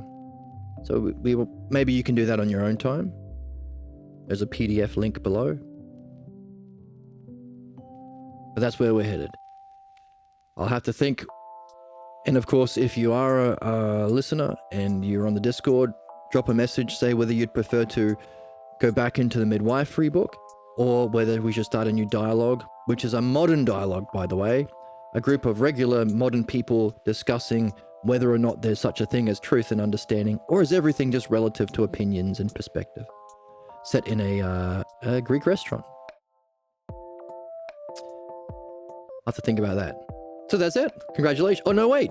We've got a bonus. We've said that the whole point is to add the dialectic or logos into the ox herding pictures or into the stages of enlightenment. But we do have 10 ox herding pictures that was done by this author who is a master of the dialectic. He did a revised version, the Ox Herding Pictures Volume 2. An extra bonus. Let's go through those and see if that can shine any more light or more clues on our quest to answer our questions and test our hypotheses. Extra bonus. It's a win-win. It's a win-win-win-win-win. That's what we'll be doing.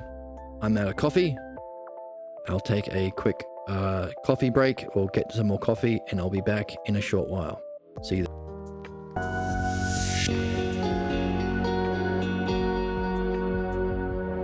So, with a deeper understanding of the ox herding pictures via the logos and dialectic, can we read Volume 2? A gift from the author.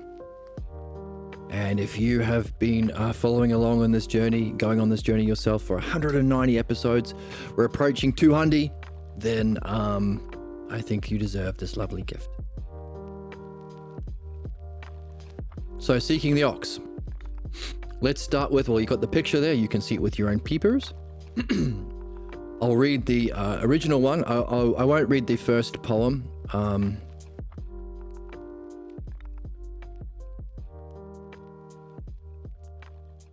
Yeah, I'll just read the one from the Three Pillars of Zen by Kakuen Xian, Chinese Zen master of the 12th century.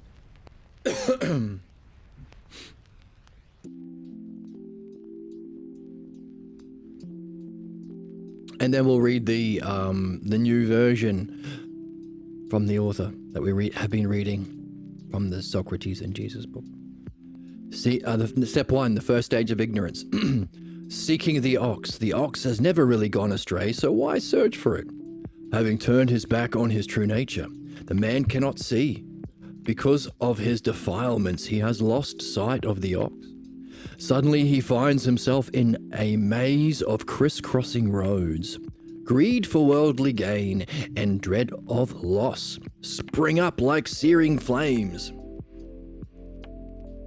Ideas of right and wrong dart out like daggers. Desolate through forests and fearful in jungles, he is seeking an ox which he does not find. Up and down nameless wide-flowing rivers, in deep mountain thickets, he treads many bypaths.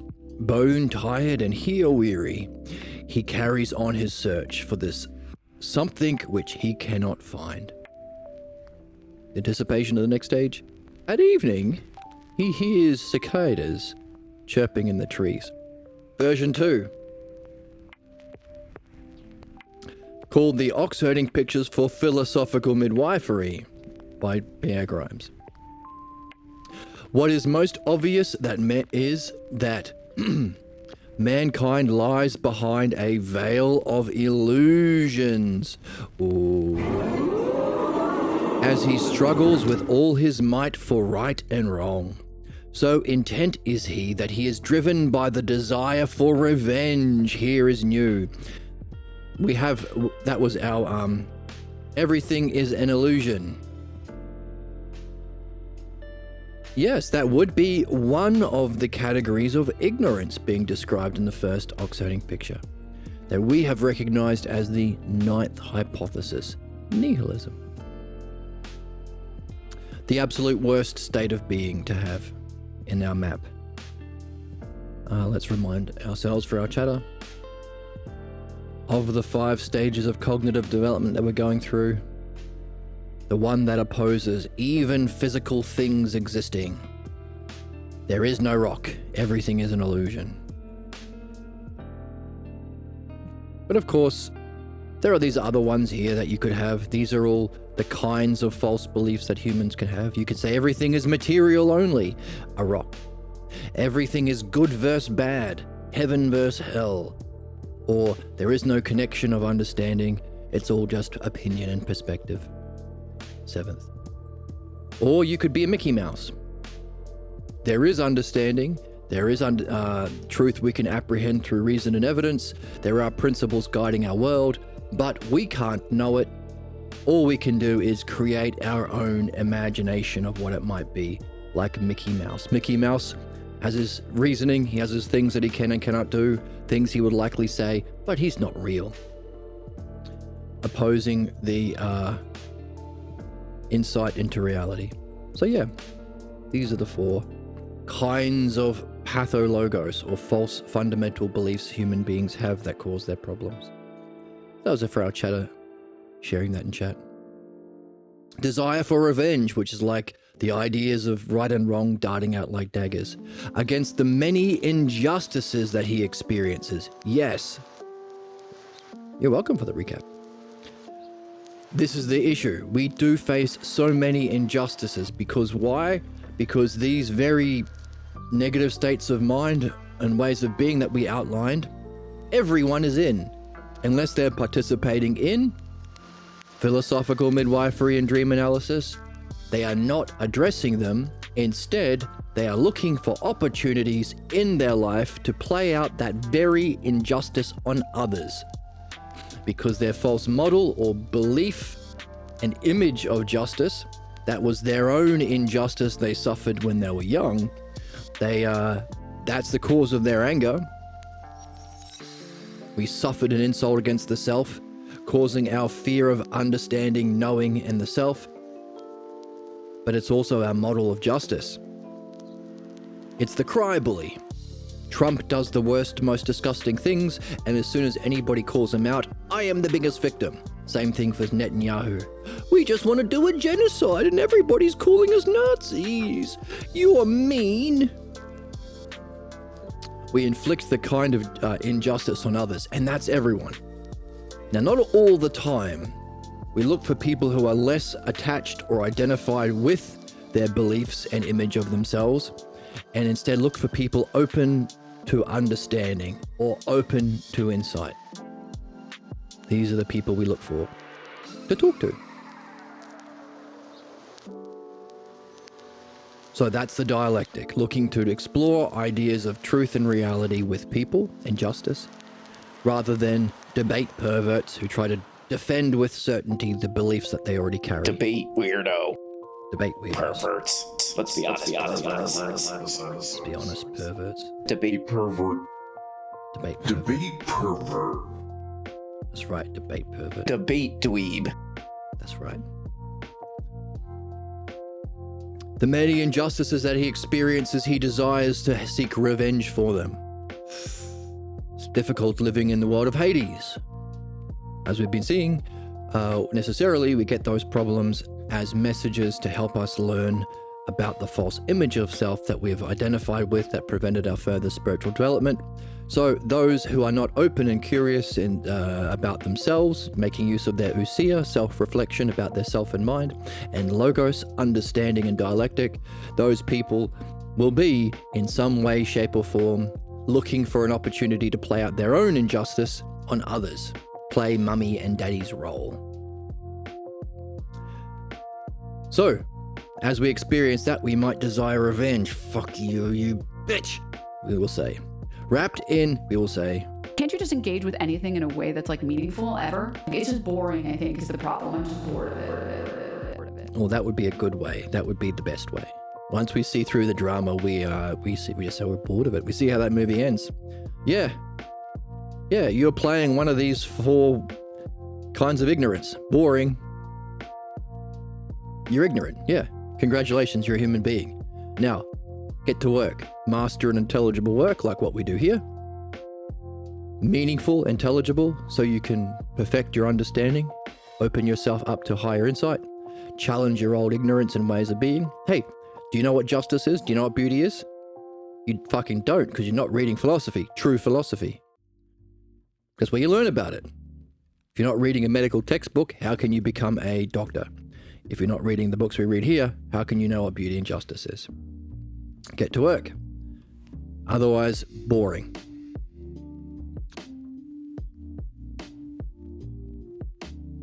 Wrapped in the unsuspected false image of the self, hooray, we got there. That's been our hypothesis, hasn't it? He's adding the idea of the pathologos in. Hooray. Wrapped in an unsuspected false image of the self, big one, he desires gain and fears loss. Ignorant of his true nature, he rides the wave of selfish desires. In the poem, lost in the jungle of life, he searches for what he knows not. We all seek our happiness. We all want to remove our problems. That's all we're doing here. This is not a philosophy. It's just philosophy. It's not one way of thinking. It's just thinking. It's not a path that someone might walk. It's the path. Just like mechanics follow the way of fixing your engine. The way to solving our problems and reaching what we want and what we ultimately seek for. So people who don't realize this are searching for what they know not. Before him lies mountains and trees and unending paths, all the different paths and opinions and people with their ignorance. Anger lies beneath his folly. That's the anger of the origin scene when we first developed this false image of ourselves to take the blame for the injustice of our family clan in order to survive that upbringing. Therefore, midwifery helps us realize this state of ignorance.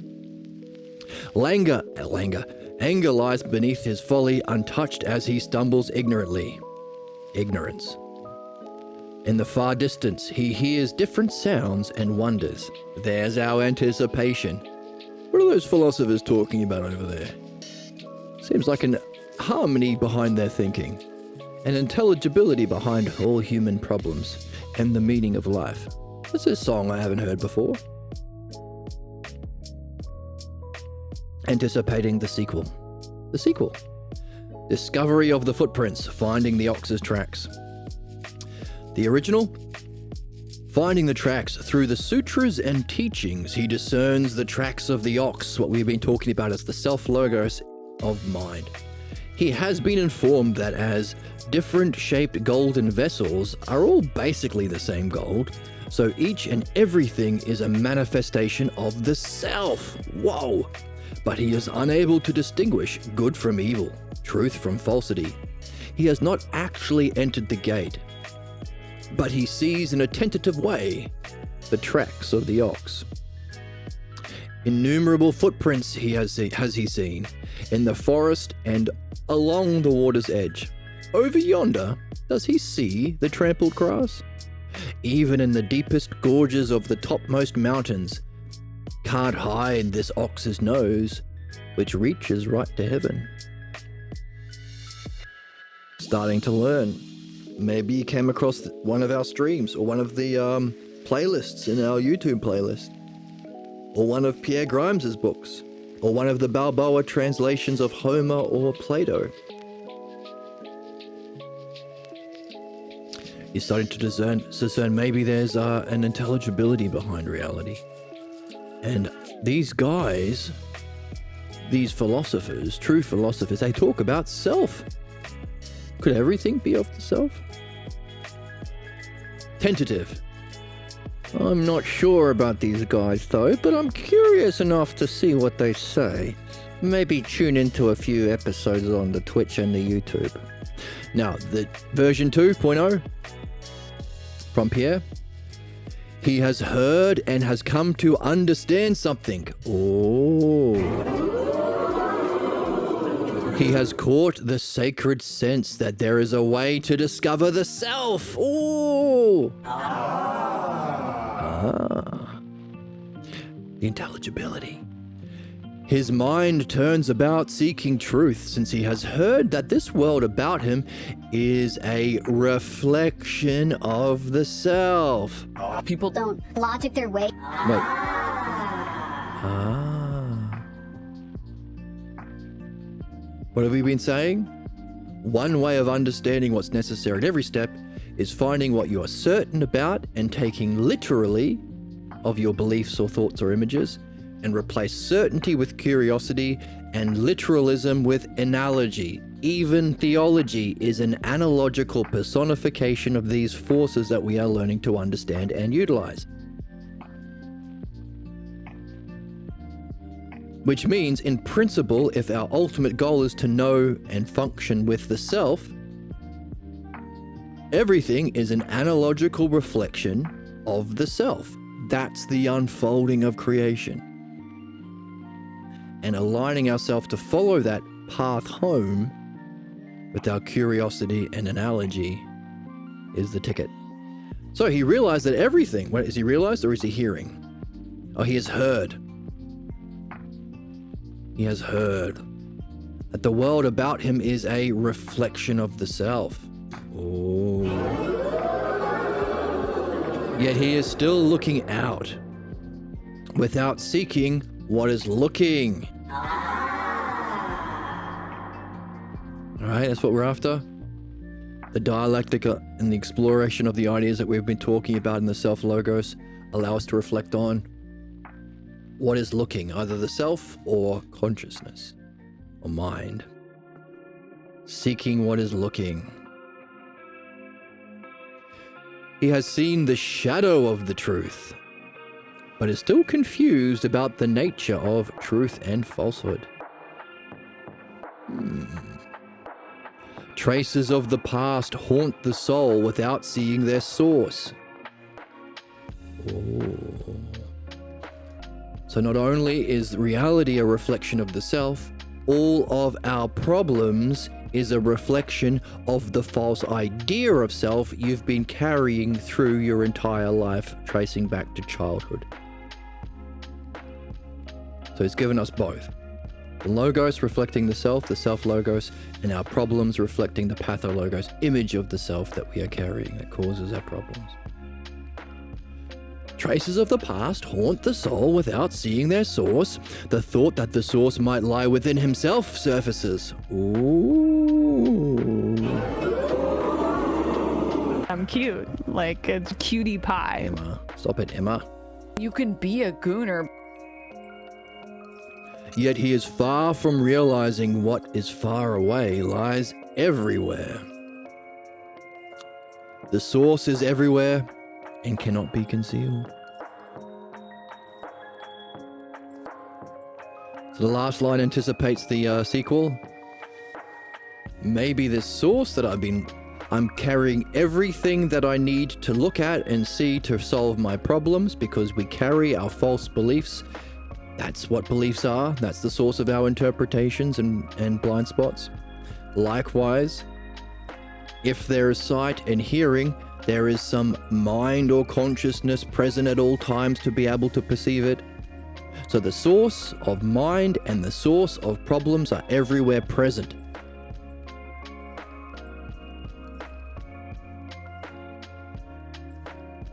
You don't have to subscribe to a payment plan. You don't have to be a CEO. You don't have to be a billionaire. You don't have to be a believer of whatever religion or be any chosen people. It's just mind and what we're carrying in mind that causes our problems. In the chat, common people say no, the easiest path to enlightenment is just finding a paramour. What's a paramour? What is a paramour, chatter? Because insight polishes the divine spark.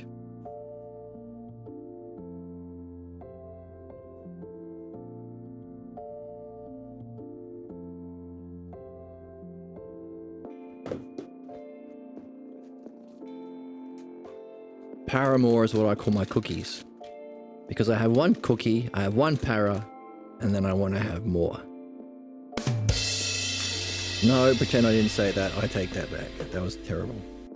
That was garbage. I don't know if you know this, but like weird dudes exist everywhere. Uh-huh.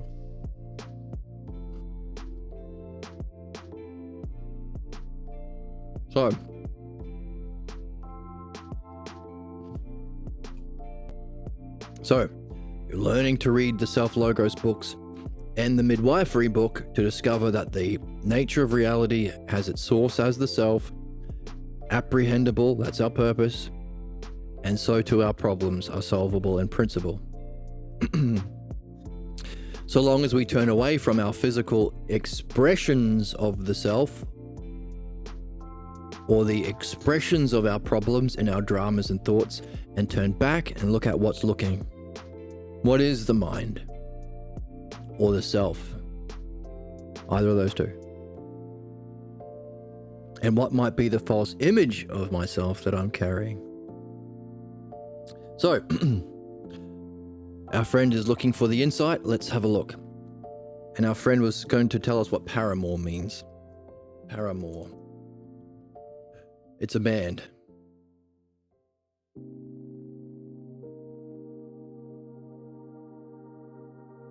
A secret lover.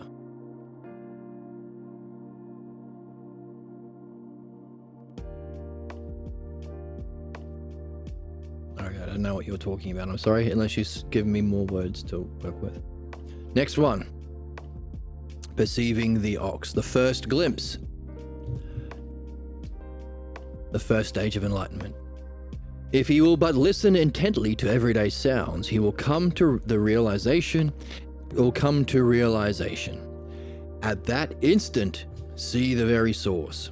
The six senses are no different from this true source. So it's mind, isn't it? In every activity, the source is manifestly present. It is analogous to salt in water or binder in paint. When the inner vision is properly focused, one comes to realize that that which is seen is identical to the true source. Mind seeing mind, or mind minding mind. A nightingale warbles on a twig. The sun shines on undulating willows, moving trees. There stands the ox. Where could he hide? That splendid head, those stately horns. But what artist could nail it down with understanding? What artist could portray them? Version 2. Our gift from the author. With the dawn of the sense that the self stands apart from all else, there is also a wonder and doubt as to whether what one has seen will endure. There is a realization because one realizes the false images of the self can't be undermined.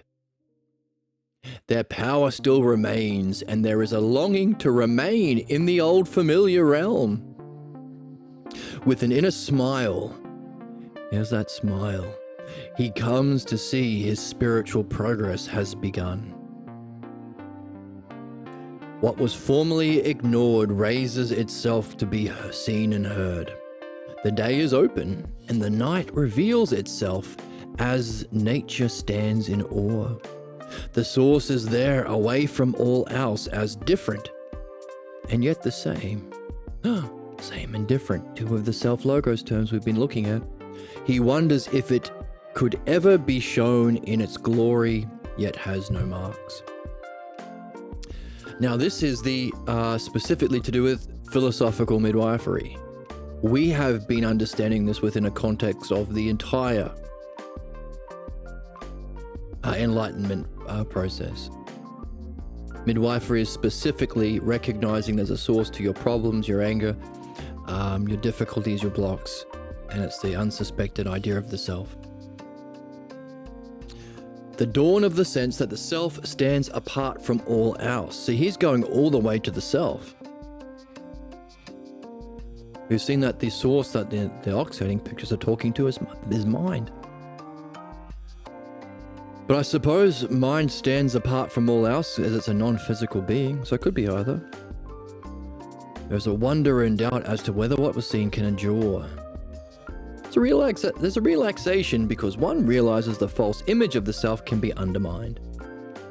So there's a learning about midwifery in number 2 is playing out here because you come to realize that, hang on a second, you can actually remove your images of the self. Its power still remains, and you still want to be in your old patterns and your old ways of being, the familiar realm. But you've seen that you've started your spiritual process.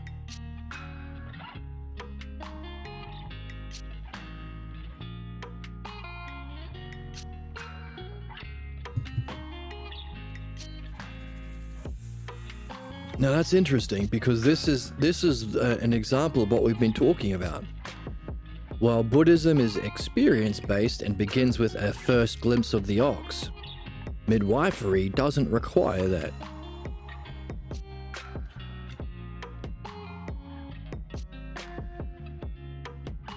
The sense that the self stands apart.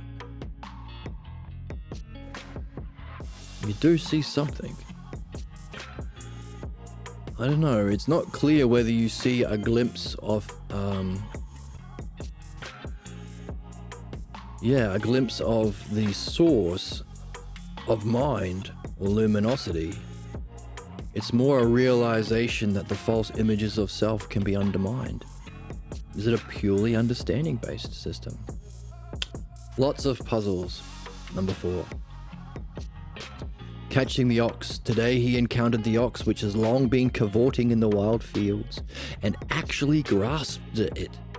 For so long has it reveled in the surroundings that breaking it of its old habits is not easy.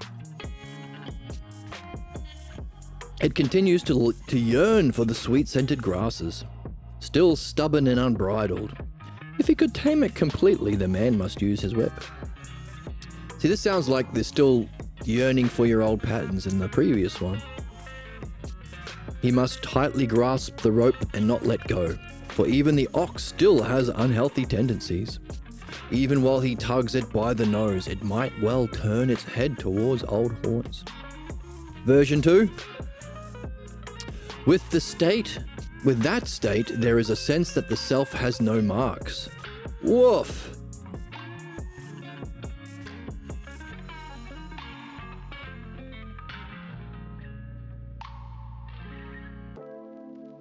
That's interesting. Yet there also comes the realization that the unrecognized past beliefs still have power to disrupt the free expression of one's clarity of mind. This is straightforward. We're getting wisdom bombs dropped on our asses. One's path. See, it's just straightforward.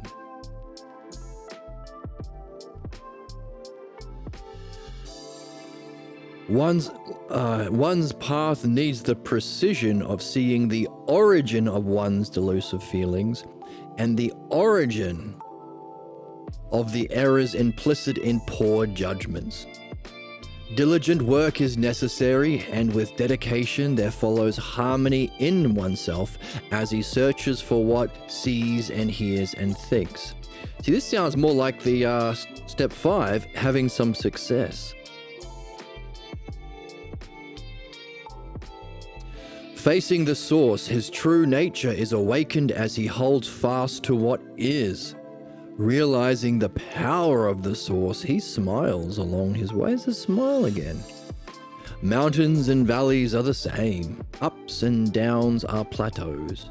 But alas, he wonders if all this could hide the logos. He's giving us the actual terms that we need. This is amazing.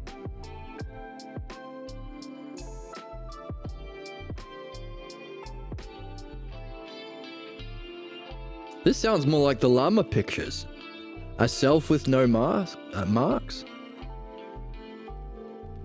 And previously, a self that stands apart from all else. Are these the Lama pictures that we've been hypothesizing? This isn't luminosity. This is the self.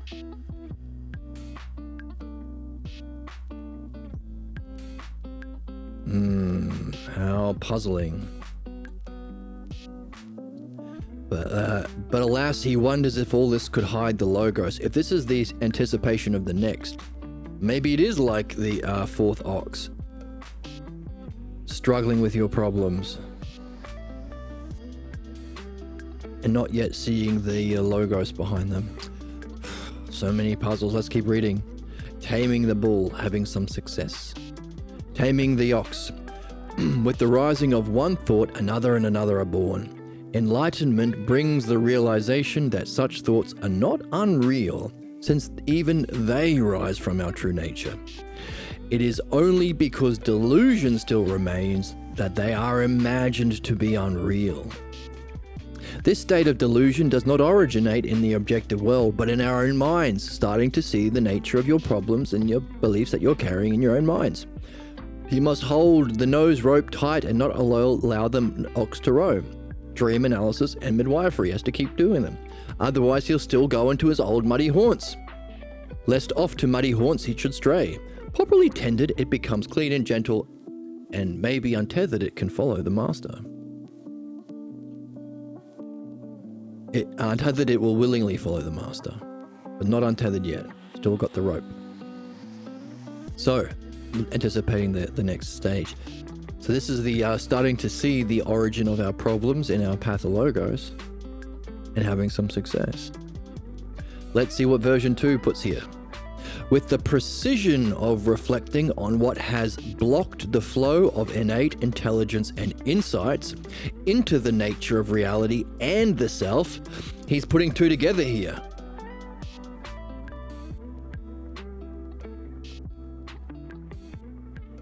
There comes a non-dwelling on anything. So we've gone from the revenge for the suffered injustices to a non-dwelling. When faced with confusion, the most fundamental unsuspected beliefs still prevail. So having some success, but not free yet.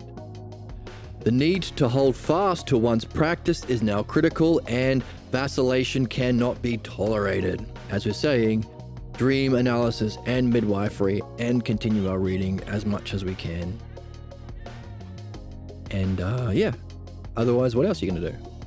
Even if in your fun activities, can you be reflecting on mind and what's putting it together with mind, or the self seeing it, and how it unfolds the reality, and how it's sending you a message about your problems or yourself? The soul rides along untroubled by this or that direction, but he wonders, can he allow it to be a guide along perilous paths? Can he allow his own soul to be a guide?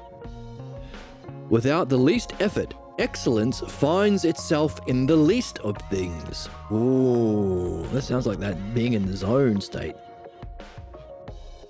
When you do your intended function, think and function through the dialectic at all times, get into that zone state, which is excellence or virtue.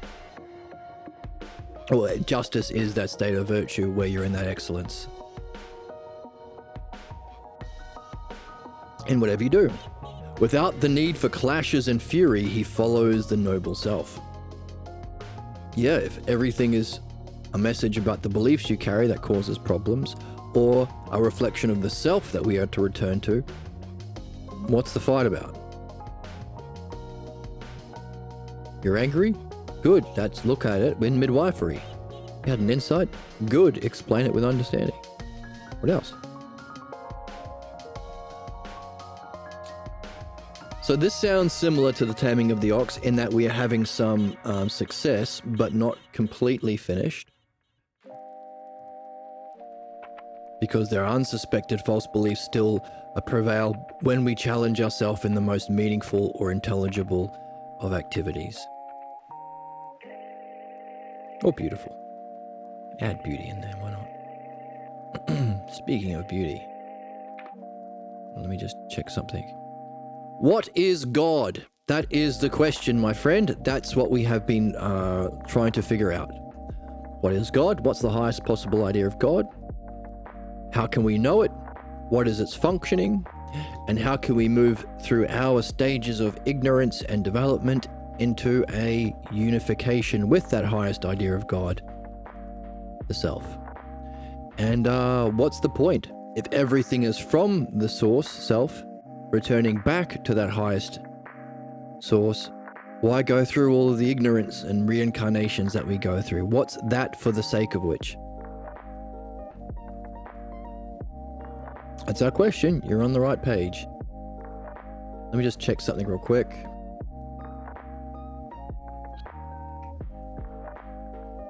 Oh no, we're good.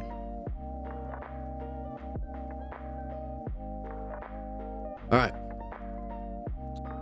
Number 6, which for us would be to function as that midwife or dialectician that can facilitate the kinds of questions we can ask and the judging of answers that can allow the kind of reflections on the kinds of questions we've been asking about the nature of reality or mind and the nature of self. Mastery of the art that it's the meaning of the human life to master, the art of the dialectic, the art of thinking, the art of conversation, the art of reflection and language, the dialectic. Riding the ox home. The struggle is over. Gain and loss no longer affect him. He hums the rustic tune of the woodsman and plays the simple songs of the village children. Astride the ox's back, he gazes serenely at the clouds above. His head does not turn in the direction of temptations. Try though one may to upset him, he remains undisturbed. Like our quote from our Oracle sound drop from before. Can't you engage in anything meaningful? It's just boring. In the chat, yep, that's true. But the real question is what religion is true because, well, religion is belief. Religion means to be bound by belief. The cause of human problems is belief. Specifically, an identification and loyalty to belief instead of recognizing that our purpose is to reflect on the false beliefs we carry, free ourselves from that, recognize that understanding is different from belief. If you understand something, you don't have to believe some other jabroni. And perfect the understanding to reach an even higher state above understanding, knowing, mind turning around and apprehending reality directly. And of course, you have to ask the question, even in that peak experience, what is watching it, or what's having it, or what's its cause? The self. So these are different stages of using your mind to grasp things, and the worst and most harmful and ignorant is belief. Racist belief, sexist belief, conservative belief, capitalist belief, and of course, religion is to be bound by belief. The human condition, as we've been seeing today, is the reason we have problems is that we think we need belief. Because in your family, growing up, when you were 2 years old, 3 years old, 4 years old, your whole life was seeing what happens if you don't toe the line with your specific family and parents' belief. The perils of not being a believer. And because we faced an injustice in the origin scene, instead of because we were too young to say, hey, this is bullshit, where did you learn this crap? That would require using thinking and language, we're a bit young for that. We take the blame. We develop a false image of ourselves from that unjust scene just to pretend our parents are actually wise and knowing and loving. Easy to see. Think of any idiot. Their parents think their kids think their parents are brilliant, but they're not, are they? Now, very easy to see with everyone else's parents. The difficulty is we have a loyalty to our own, not my parents, not my beliefs. That's the nature of the human ignorance. So we need to realize that loyalty and a fear of those higher states, understanding, knowing, and the self, that fear is not needed. It was bullshit that we believed to make sense of our parents because we were too young to challenge whether or not they were knowing and loving. Oh, welcome for the follow. Thanks for the follow. So yes, we believe differences. Yes, we do. And ask each other questions and wonder the real meaning and what one is correct. Yes. And the great good thing about understanding is, well, it's open to everyone because truth is true for everyone. Obviously. Is that your car or my car? Well, to me, it's my belief that it's my car. I'll say, no, you idiot, that's my car. If it's true for everyone. You can't steal my car.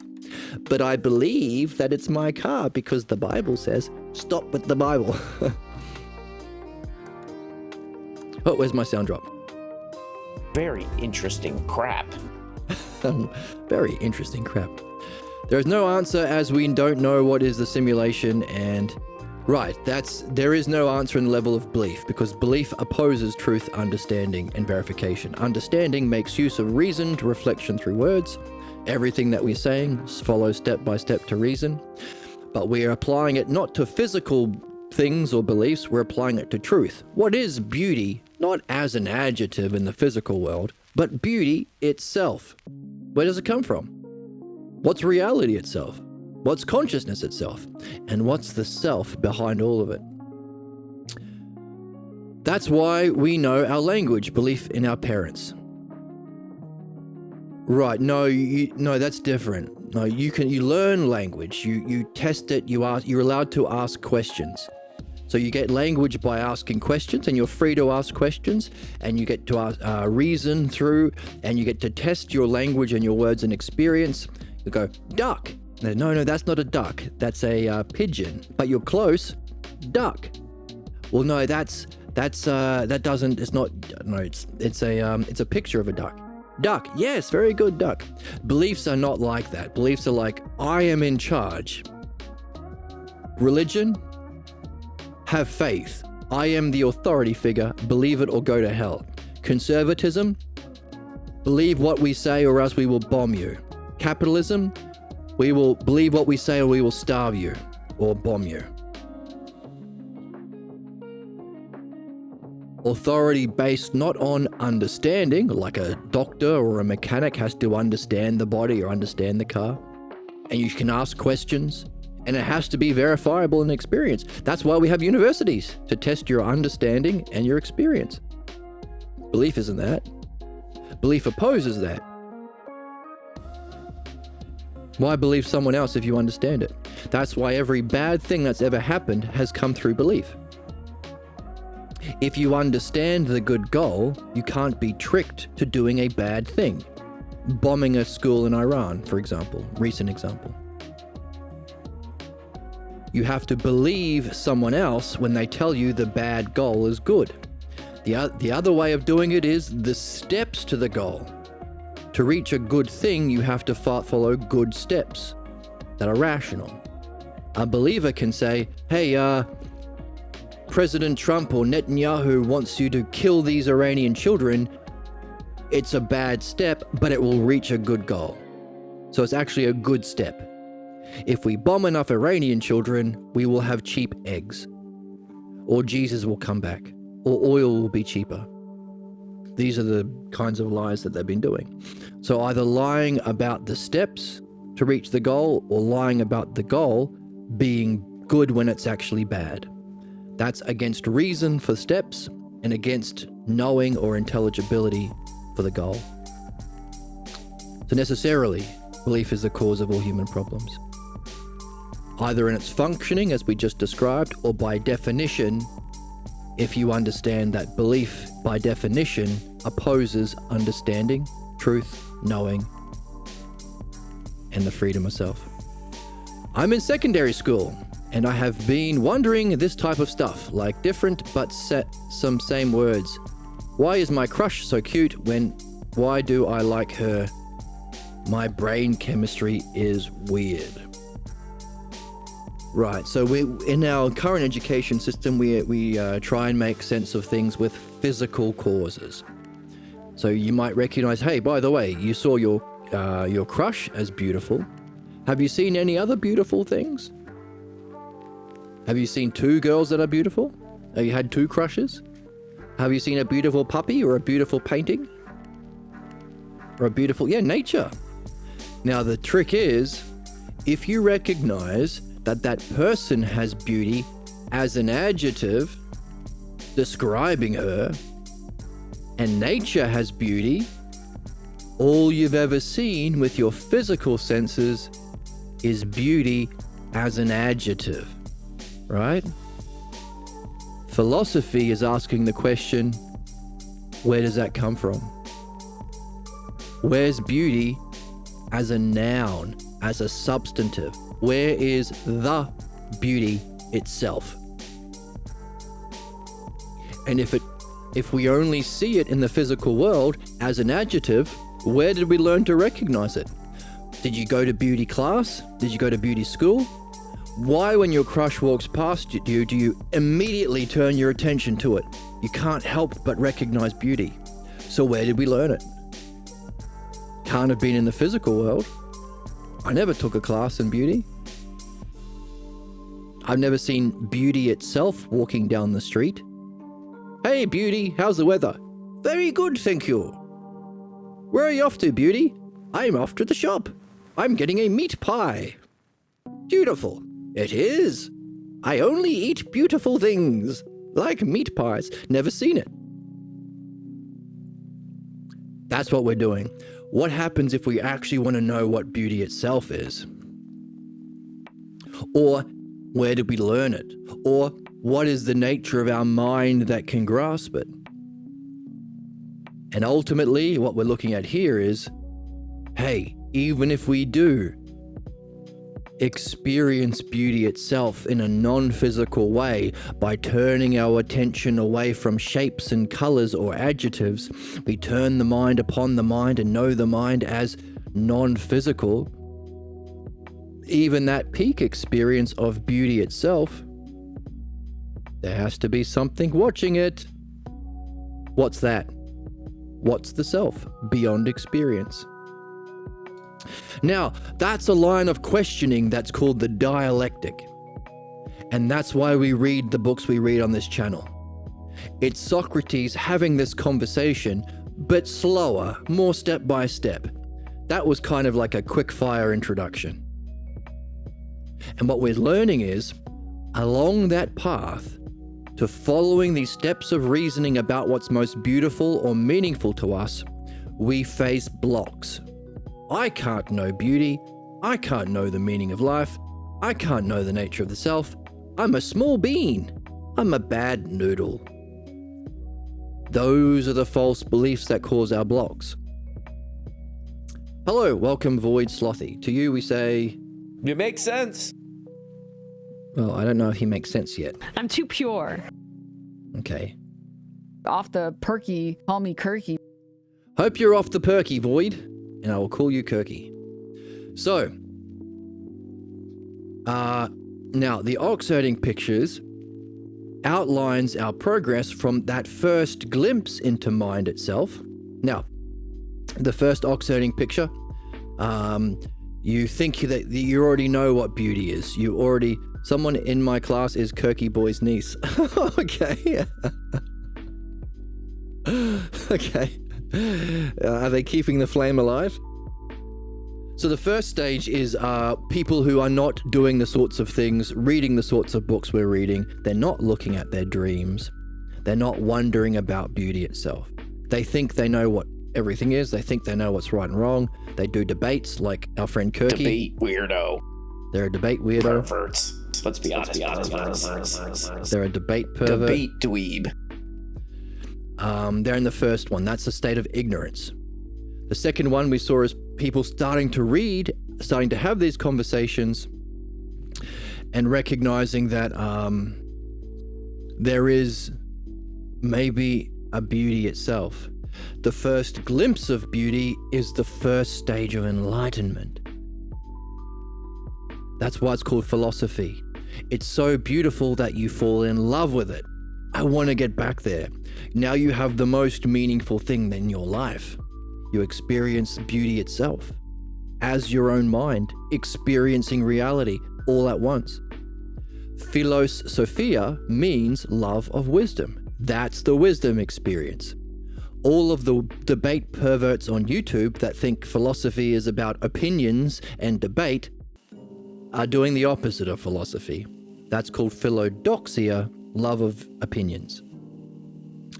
Now, the ox herding pictures outlines what happens when you have a glimpse. They call it glimpsing the ox because it's using catching an ox as a metaphor. And then you go through facing your problems, having some success overcoming your problems, and then being able to lead that kind of reflection on the books that we've been reading or on your problems that come up.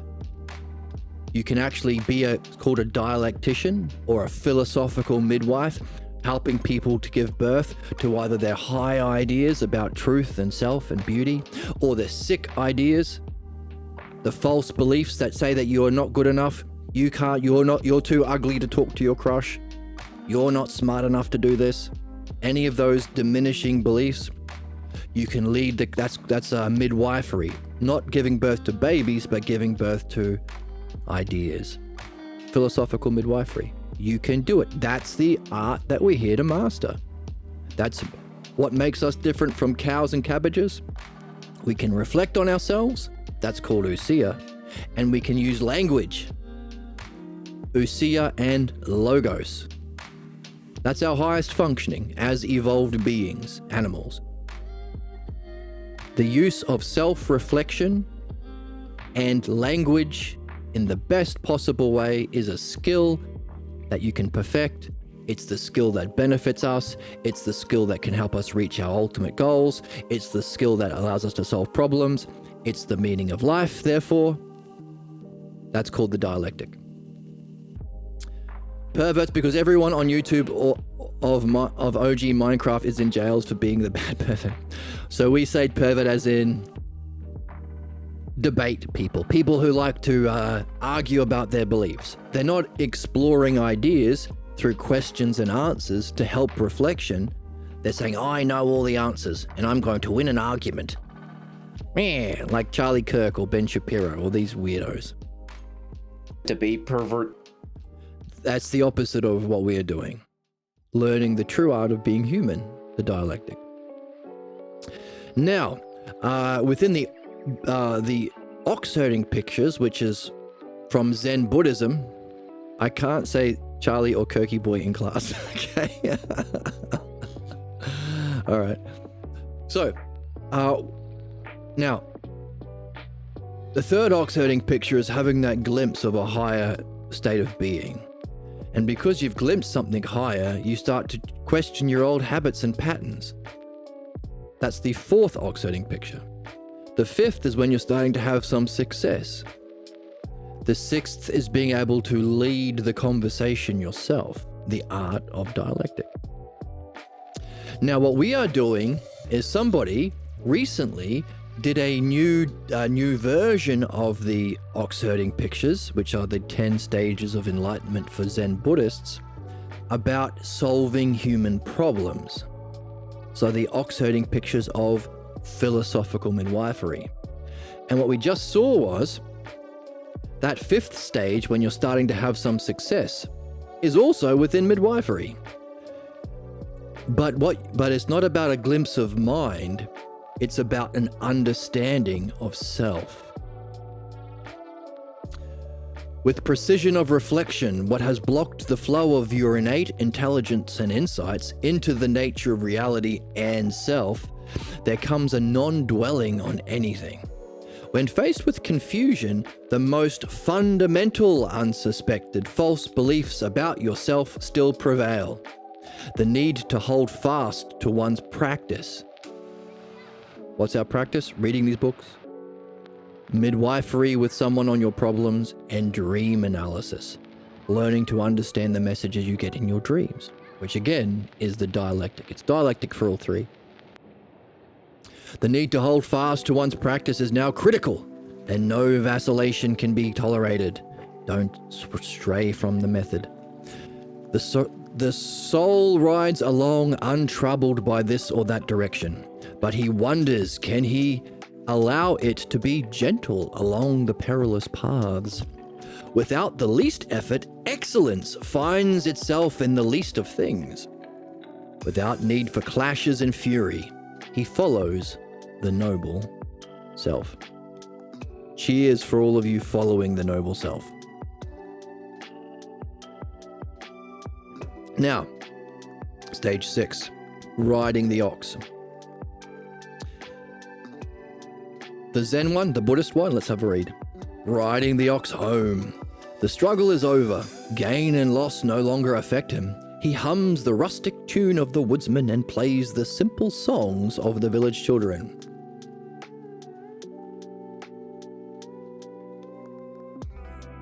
Okay. All right.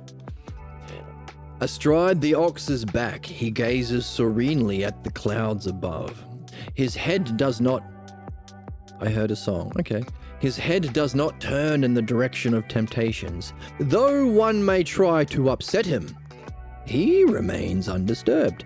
You have started to see that you can solve your problems, and this activity of solving your problems that block your highest intelligence and excellence is the most meaningful and interesting thing worth doing. Everything else is boring. Boring. Boring. To that we say, Fucking bitch, pussy ass fucker. exactly. Dude, suck my dick. Oh my goodness. How can you be this stupid? Listen and learn, morons. This is gangster. That's right, this is gangster. Riding free as air, he buoyantly comes home. Through evening mists in a wide straw hat, like Luffy, and cape. Wherever he may go, he creates a fresh breeze, while in his heart profound tranquility prevails. The ox requires not a blade of grass is the anticipation of the future. Now, version 2, the midwifery version, let's have a look. The struggle to achieve is over. What has formerly turned his head no longer has its allure. His mind is free of the attraction to things about him. Shapes and colors don't move him like the dum-dums. Oh man, that lady's certainly saying bad words. What lady? I don't know if you know this, but like weird dudes exist everywhere. They do exist everywhere, and they no longer attract him because his mind is free of the attraction to shapes and colors. Spit on me. Hey, Emma, calm Goon, down. goon, goon, goon, goon, goon. Stop that, Emma. His mind is free of the attraction. That's what she said. Goon, goon, goon, goon, goon, goon, goon, goon. Goon. His mind is free from the attraction of the things about him, and he knows the path can no longer be reversed. He now is in the company of the seers of old. He has left his home, childhood home, and finds a new home to dwell within. Nature, once different, emerges as differently the same. The joy he experiences is sung abroad as the choir of heaven. For he is among those who know without the need to find. Now this is interesting.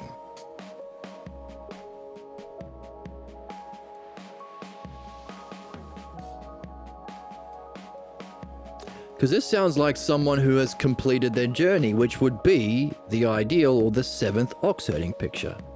The 6th ox herding picture is someone who can guide the conversation. I'm Catholic, oh dear. So Jesus is doing good there, I spoke to him on Sunday. Ah, okay. So what we're discovering is beliefs are the cause of human ignorance and problems. And so that would include religious beliefs. You're not interested in beliefs, they're just images that you gained. Hey, where did you learn that? Your parents, right? Your parents are also Catholic, and your friends who are Muslim, their parents are Muslim, and your friends who are Mormon, their parents are Muslim. That's the cause of our problems. We believe our parents when they don't know, and they pretend to know. What we are doing is figuring out how do we understand and think for, my dad left Catholicism, so why haven't you?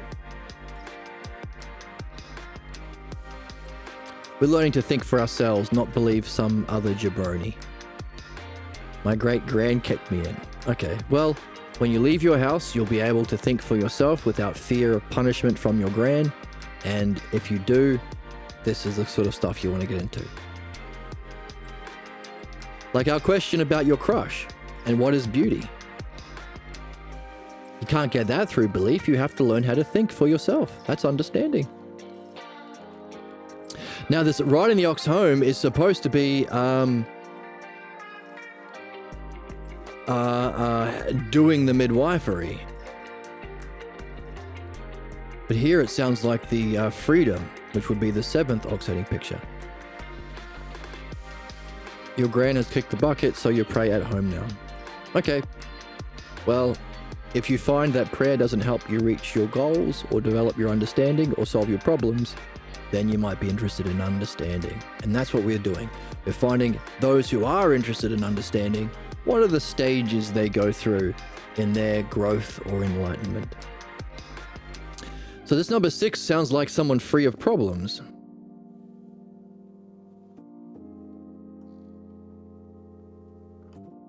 His mind is free of the attraction. The struggle to achieve is over. See, this is different. Let's see what number 7 is. Number 7 in the ox herding picture would be the ideal state free of problems. The bull transcended, or the ox forgotten. Self alone. In the Dharma, there is no two-ness. Dharma means teaching. The ox is his primal nature. This he has now recognized. A trap is no longer... Why does the temple looks like... No, it doesn't. It absolutely does not look like that. It's just a little shack.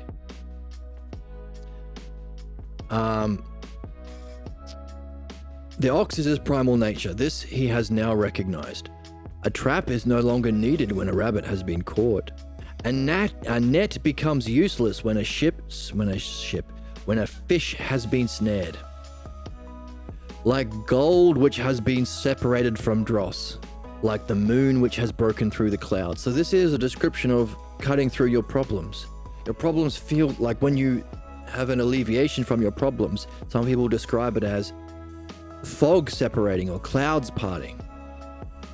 And gold separated from dross sounds like the truth or logos separated from your pathologos.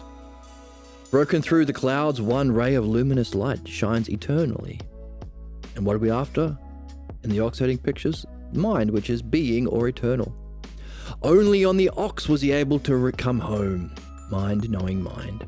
But lo, the ox has not vanished, and alone and serene sits the man. The red sun rides high in the sky as he dreams on placidly. Yonder, beneath the thatched roof, his idle whip and idle rope are lying.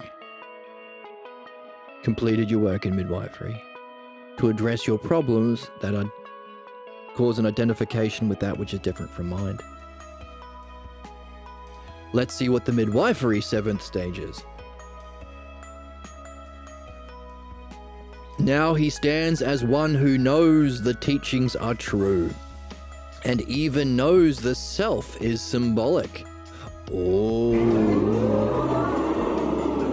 Separated from what is false, as gold is separated from dross. He knows that heaven guides his way as he gazes at life about him. Interesting. So this does sound like the same thing. The struggle to achieve is over.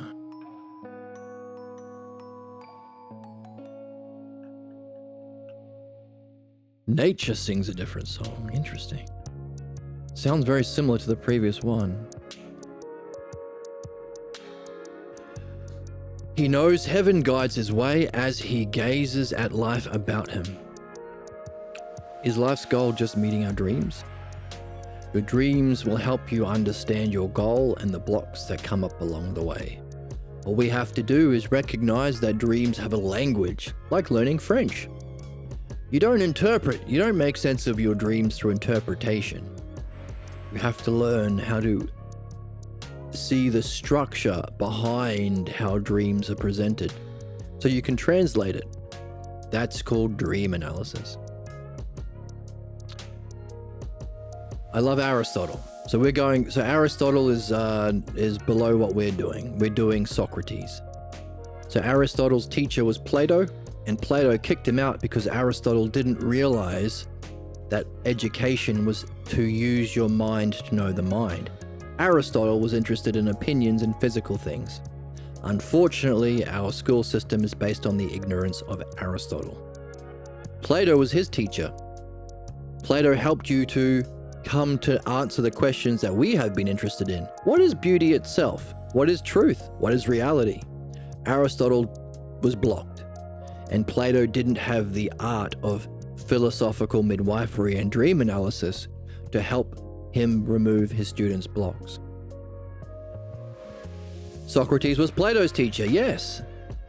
The reason why Plato wasn't able to help Aristotle is because the government murdered Socrates before he was able to pass on an understanding of philosophical midwifery and dream analysis to Plato. So while Plato seemed to be able to have a glimpse into mind, he wasn't able to go through these stages of addressing his problems. So he couldn't go into it in a fuller kind of way and realize that even mind isn't our goal. Because even in your greatest state of mind, your most happiest or peak experience, you can still ask the question, what's having that experience? What is the self? So Socrates is the best, Plato is in the middle, Aristotle is the worst. There's a good way of looking at it. Aristotle's in the physical world, putting things in test tubes. Plato is in the realm of mind, apprehending the truth of reality. Yes, John Locke is right he's in the tradition of Aristotle. Everyone after Aristotle is in the physical world, or materialism, to do with opinions. I like these opinions. I like those opinions. So what we are doing is returning to where we left off as a species. Socrates. So the moderns are all Aristotelian. They're all in the physical world. So Plato in the realm of mind, which is what we're after, and of course, even better than that, the self, Socrates. So these second oxherding pictures, the new ones, describe the processes of doing what Aristotle and Plato couldn't do, address the cause of your false beliefs and blocks through the activity of philosophical midwifery. So the seventh stage of midwifery, he now stands as one who knows the teachings are true. So it sounds like a knowing, which is different from, I don't know, is this tricky? And even knows the self is symbolic. Separated from what is false as gold is separated from dross, he knows heaven guides his way as he gazes at life about him. The poem, settled in his home with the self alone. There is no search that leaves him serenely alone. Without his daydreams, his dreams sing a different tune. Now this really seems like the llama pictures, doesn't it? So one of our questions was, after the 4 activity dreams that we go through in the oxherding pictures, or our development, where are the dreams? The 4 activity classes: pathologos dreams about your problems, reminder dreams about your present, prophetic dreams about the future, insight dreams into the nature of mind or self. What's the kind of dream that is singing a different tune? And if these midwifery pictures are about what we're after, the movement from the ox-herding pictures to reach mind. Let's go back to our cognitive functions. To address your beliefs to reach mind, these seem to be about addressing pathologos to reach self.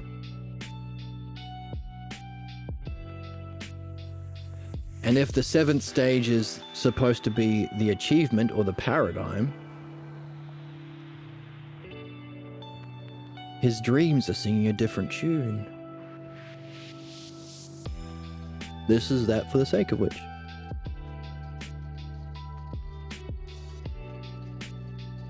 Interesting.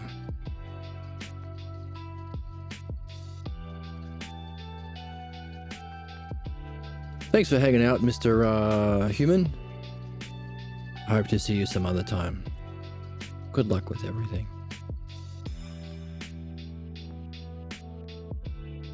His daydreams and his dreams sing a different tune. That's interesting.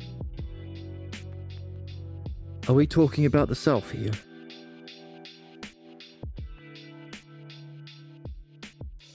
If this is complete freedom from pathologos itself, and our daydreams, tangents, and distractions are all messages about that pathologos,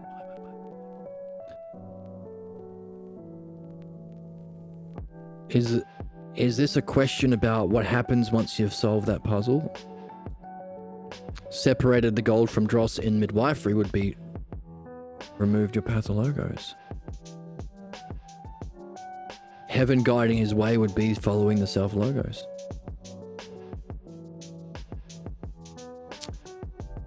There's so many puzzles. Without recourse to meditation, he discovers the self is all.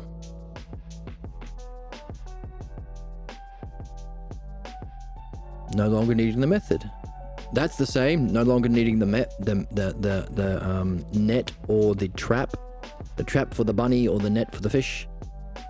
That's the same. Oh, that's the same as the seventh. Without recourse to meditation. So it does highlight what we've been seeing, that this dialectic process, midwifery and dream analysis, is the archetype for meditation. It's the archetype for awakening ourselves to the true nature of self.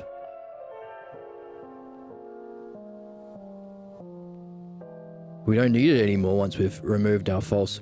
So it sounds like the spiritual quest is more of a removal of what stands in the way, the false idea of self. And in that method, you're coming to, I guess, learn to recognize the self-logos, the understandability of everything. And having removed all of your beliefs and images, you can see that the logos is everywhere, or heaven guides your way. And you don't need meditation anymore. You're in that state all the time. You don't need the method. Now, if that's the ideal that we've been seeking for, following the structure of 4 activities, a problem, starting to have some success and understand the cause of problems, being able to guide the reflection yourself as the doer or instrumental cause, and the ideal, the paradigm, the model, this guy, having completed your work and no longer needing the process anymore, the next thing is, well, what's that for the sake of which? Having freed yourself from your problems, what does that allow you to do? That would be the next one. Let's have a look. In Buddhism, both ox and self forgotten. All delusive feelings have perished and ideas of holiness too have vanished. He lingers not in the state of, look how good I am, I Buddha. And he passes quickly on through the stage of, and now I have purged myself from the proud feeling that I am not a Buddha. Look how great I am from not being proud at being Buddha, because Buddha is the name for this state of being. It's the enlightened one, the seeing one. It's a title, not a dude. Even the 1,000 eyes of 500 Buddhas and patriarchs can discern in him no specific quality. If hundreds of birds were now to strew flowers about his room, he would find that activity meaningless. Or he would find no pride in that activity. So here he would feel ashamed, but this is the one that we've gone to all the other translations and saw that this one is wrong. He wouldn't be ashamed of himself, but he wouldn't take pride. He wouldn't find it meaningful, even if the birds all had a celebration. Oh, that's great. He wouldn't go, oh, I'm so ashamed. That would be a problem. Whip, rope, and ox alike belong to emptiness. What have we been saying? Their tradition lacks the logos. It ain't emptiness, it's a fullness of experience. You require the logos to be able to apprehend that, of course. So vast and infinite the azure sky that no concept of any sort can reach it. True. Image or belief. So also concepts is what we've recognized as the fourth dimensional intelligence. Cabbages have sensation, cows have sensation and perception, humans have sensation, perception, and concepts. And what we're seeing is the reason that we go from a glimpse into mind and through those stages of midwifery or purification of our problems is to have a full participation in mind that awakens a different fourth dimensional intuitive intelligence, which is beyond concepts. So, fits with what we've been doing. Hooray.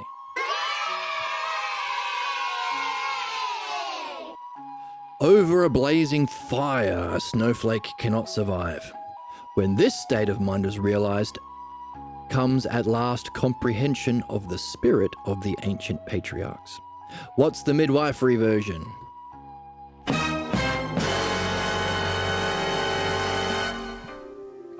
Mind alone he sees without hindrance, and he sees clearly that the ideas of the wise and the foolish are empty of merit.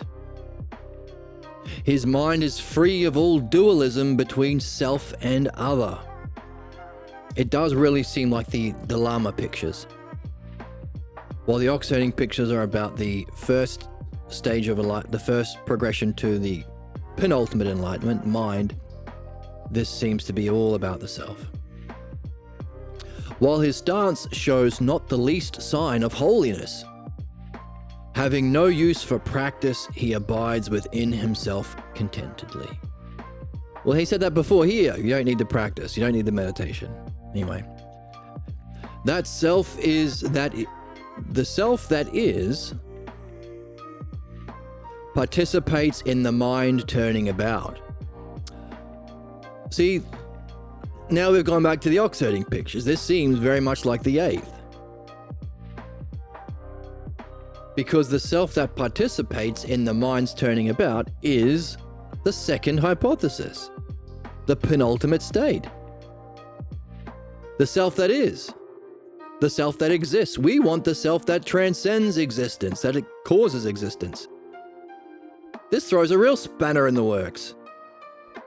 The self that is participates in the mind turning about. That's Usia. What's going on? Astonished he is by the grandeur of its luminosity. This is the description of luminosity, or as we've been talking with our friend, beauty itself, or reality itself. We've been talking about purifying the idea of self, and now we're having luminosity? I was thinking these would be the Lama pictures on top of the ox pictures.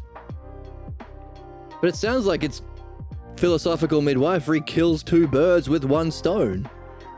Or in shooting for the stars, in shooting for a perfection of the idea of self and the removal of pathologos completely,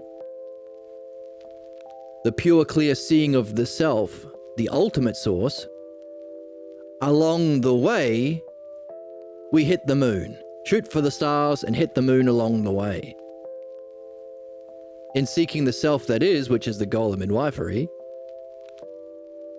or in shooting for the self that is beyond existence, we reach the self that exists, or the self that participates in existence.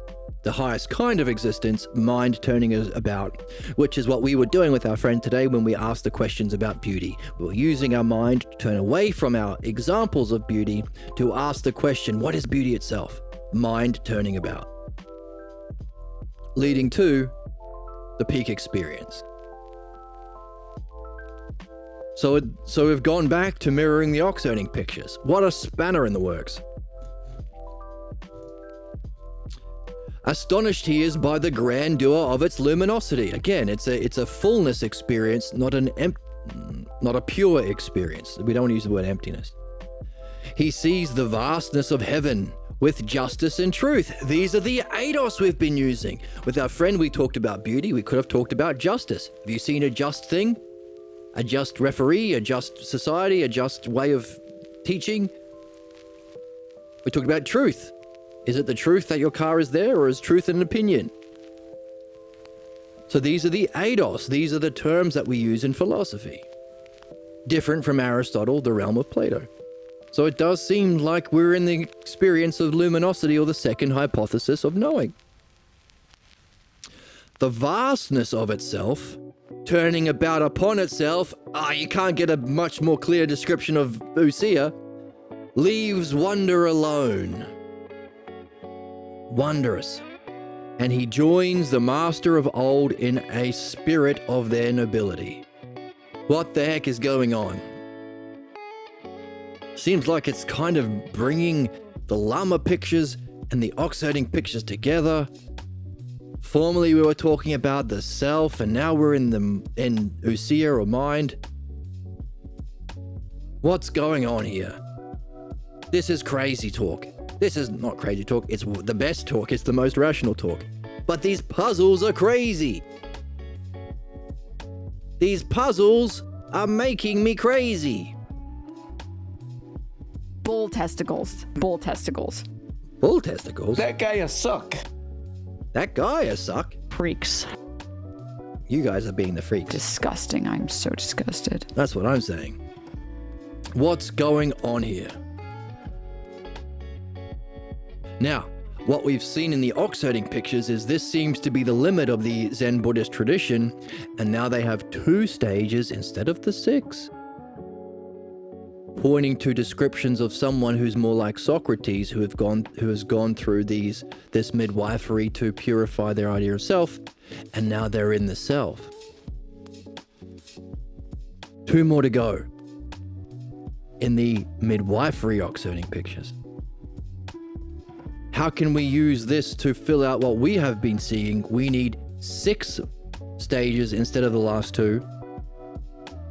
To use the dialectic fully to map what it would be like to, again, use the 6 stages from a glimpse, 4 activities, to the return with the fullness and a higher intellectual capacity or cognitive function of participating in mind from beliefs, to go from that to realizing even that ain't the self. The self is the cause of that luminosity. A glimpse of self, addressing problems or the principle of problems, removing any identification with any experience, including that peak one, developing that next category of dialectic. And by the way, you see Socrates refer to both kinds of dialectic at the end of book 6 and during book 7 of the Republic, so we know that there's 2 kinds. So purification and an understanding of the principle of the false idea of self, that's the cause of problems. A development of the higher understanding so we can return back to that glimpse of self and use that understanding to recognize the new kind of logos, the new kind of thing. It's a different kind of object. You need a different language to perceive that different object. Same terms, used in a different way. Not a beauty of parts, not a beautiful whole of parts, but beauty as a whole that transcends parts. That kind of thing. So we can return to a more full experience of self, understand, recognize and see the logos or the inherent understandability that's there in a new way with this new language. Apply our art, questions and answers to that experience, unifying the experience and that kind of understanding in a new 5th dimensional intelligence of self, allowing for its higher functioning, which is the big question. What's that for the sake of which? What was the point of the entirety of human or any intellectual being's evolution and spiritual quest? What's the point of going through all of this world of injustice? The pages of human history are soaked in blood because they're written by people who are ruling our society based on their beliefs, which are the cause of human problems, suffering, death, and destruction. Why go through all these reincarnations? Why live in this world of ignorance and injustice? Only to return to the self. It must be some sort of activity that we get through the use of the development of understanding, the perfection of the false idea of self, and understanding that as a principle, learning of this art of dialectic that we hear, allowing us to bring that experience and higher understanding together for a functioning. Billy starts with an idea of the house, gets the blueprints, building and bricks to return back to that same idea of the house, but now he can function in the house. He can have a family and get a couple of cats or whatever. Pursue his goals. So that's the big question.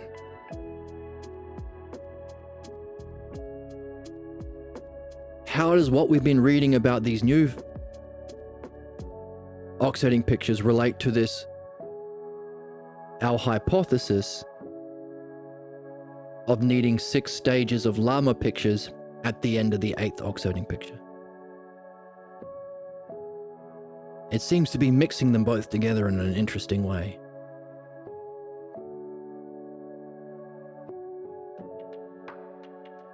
And there are 2 more to go. The 2 big ones.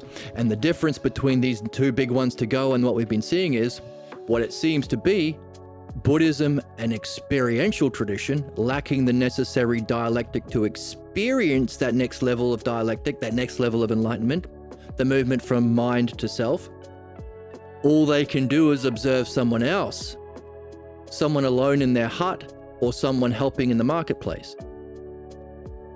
What we have now in these midwifery pictures is someone who experienced it, someone who rediscovered midwifery, rediscovered dream analysis, and practiced it for decades, mastered philosophy, became a appointed Dharma successor within a Buddhist tradition, one of the 6, Korean.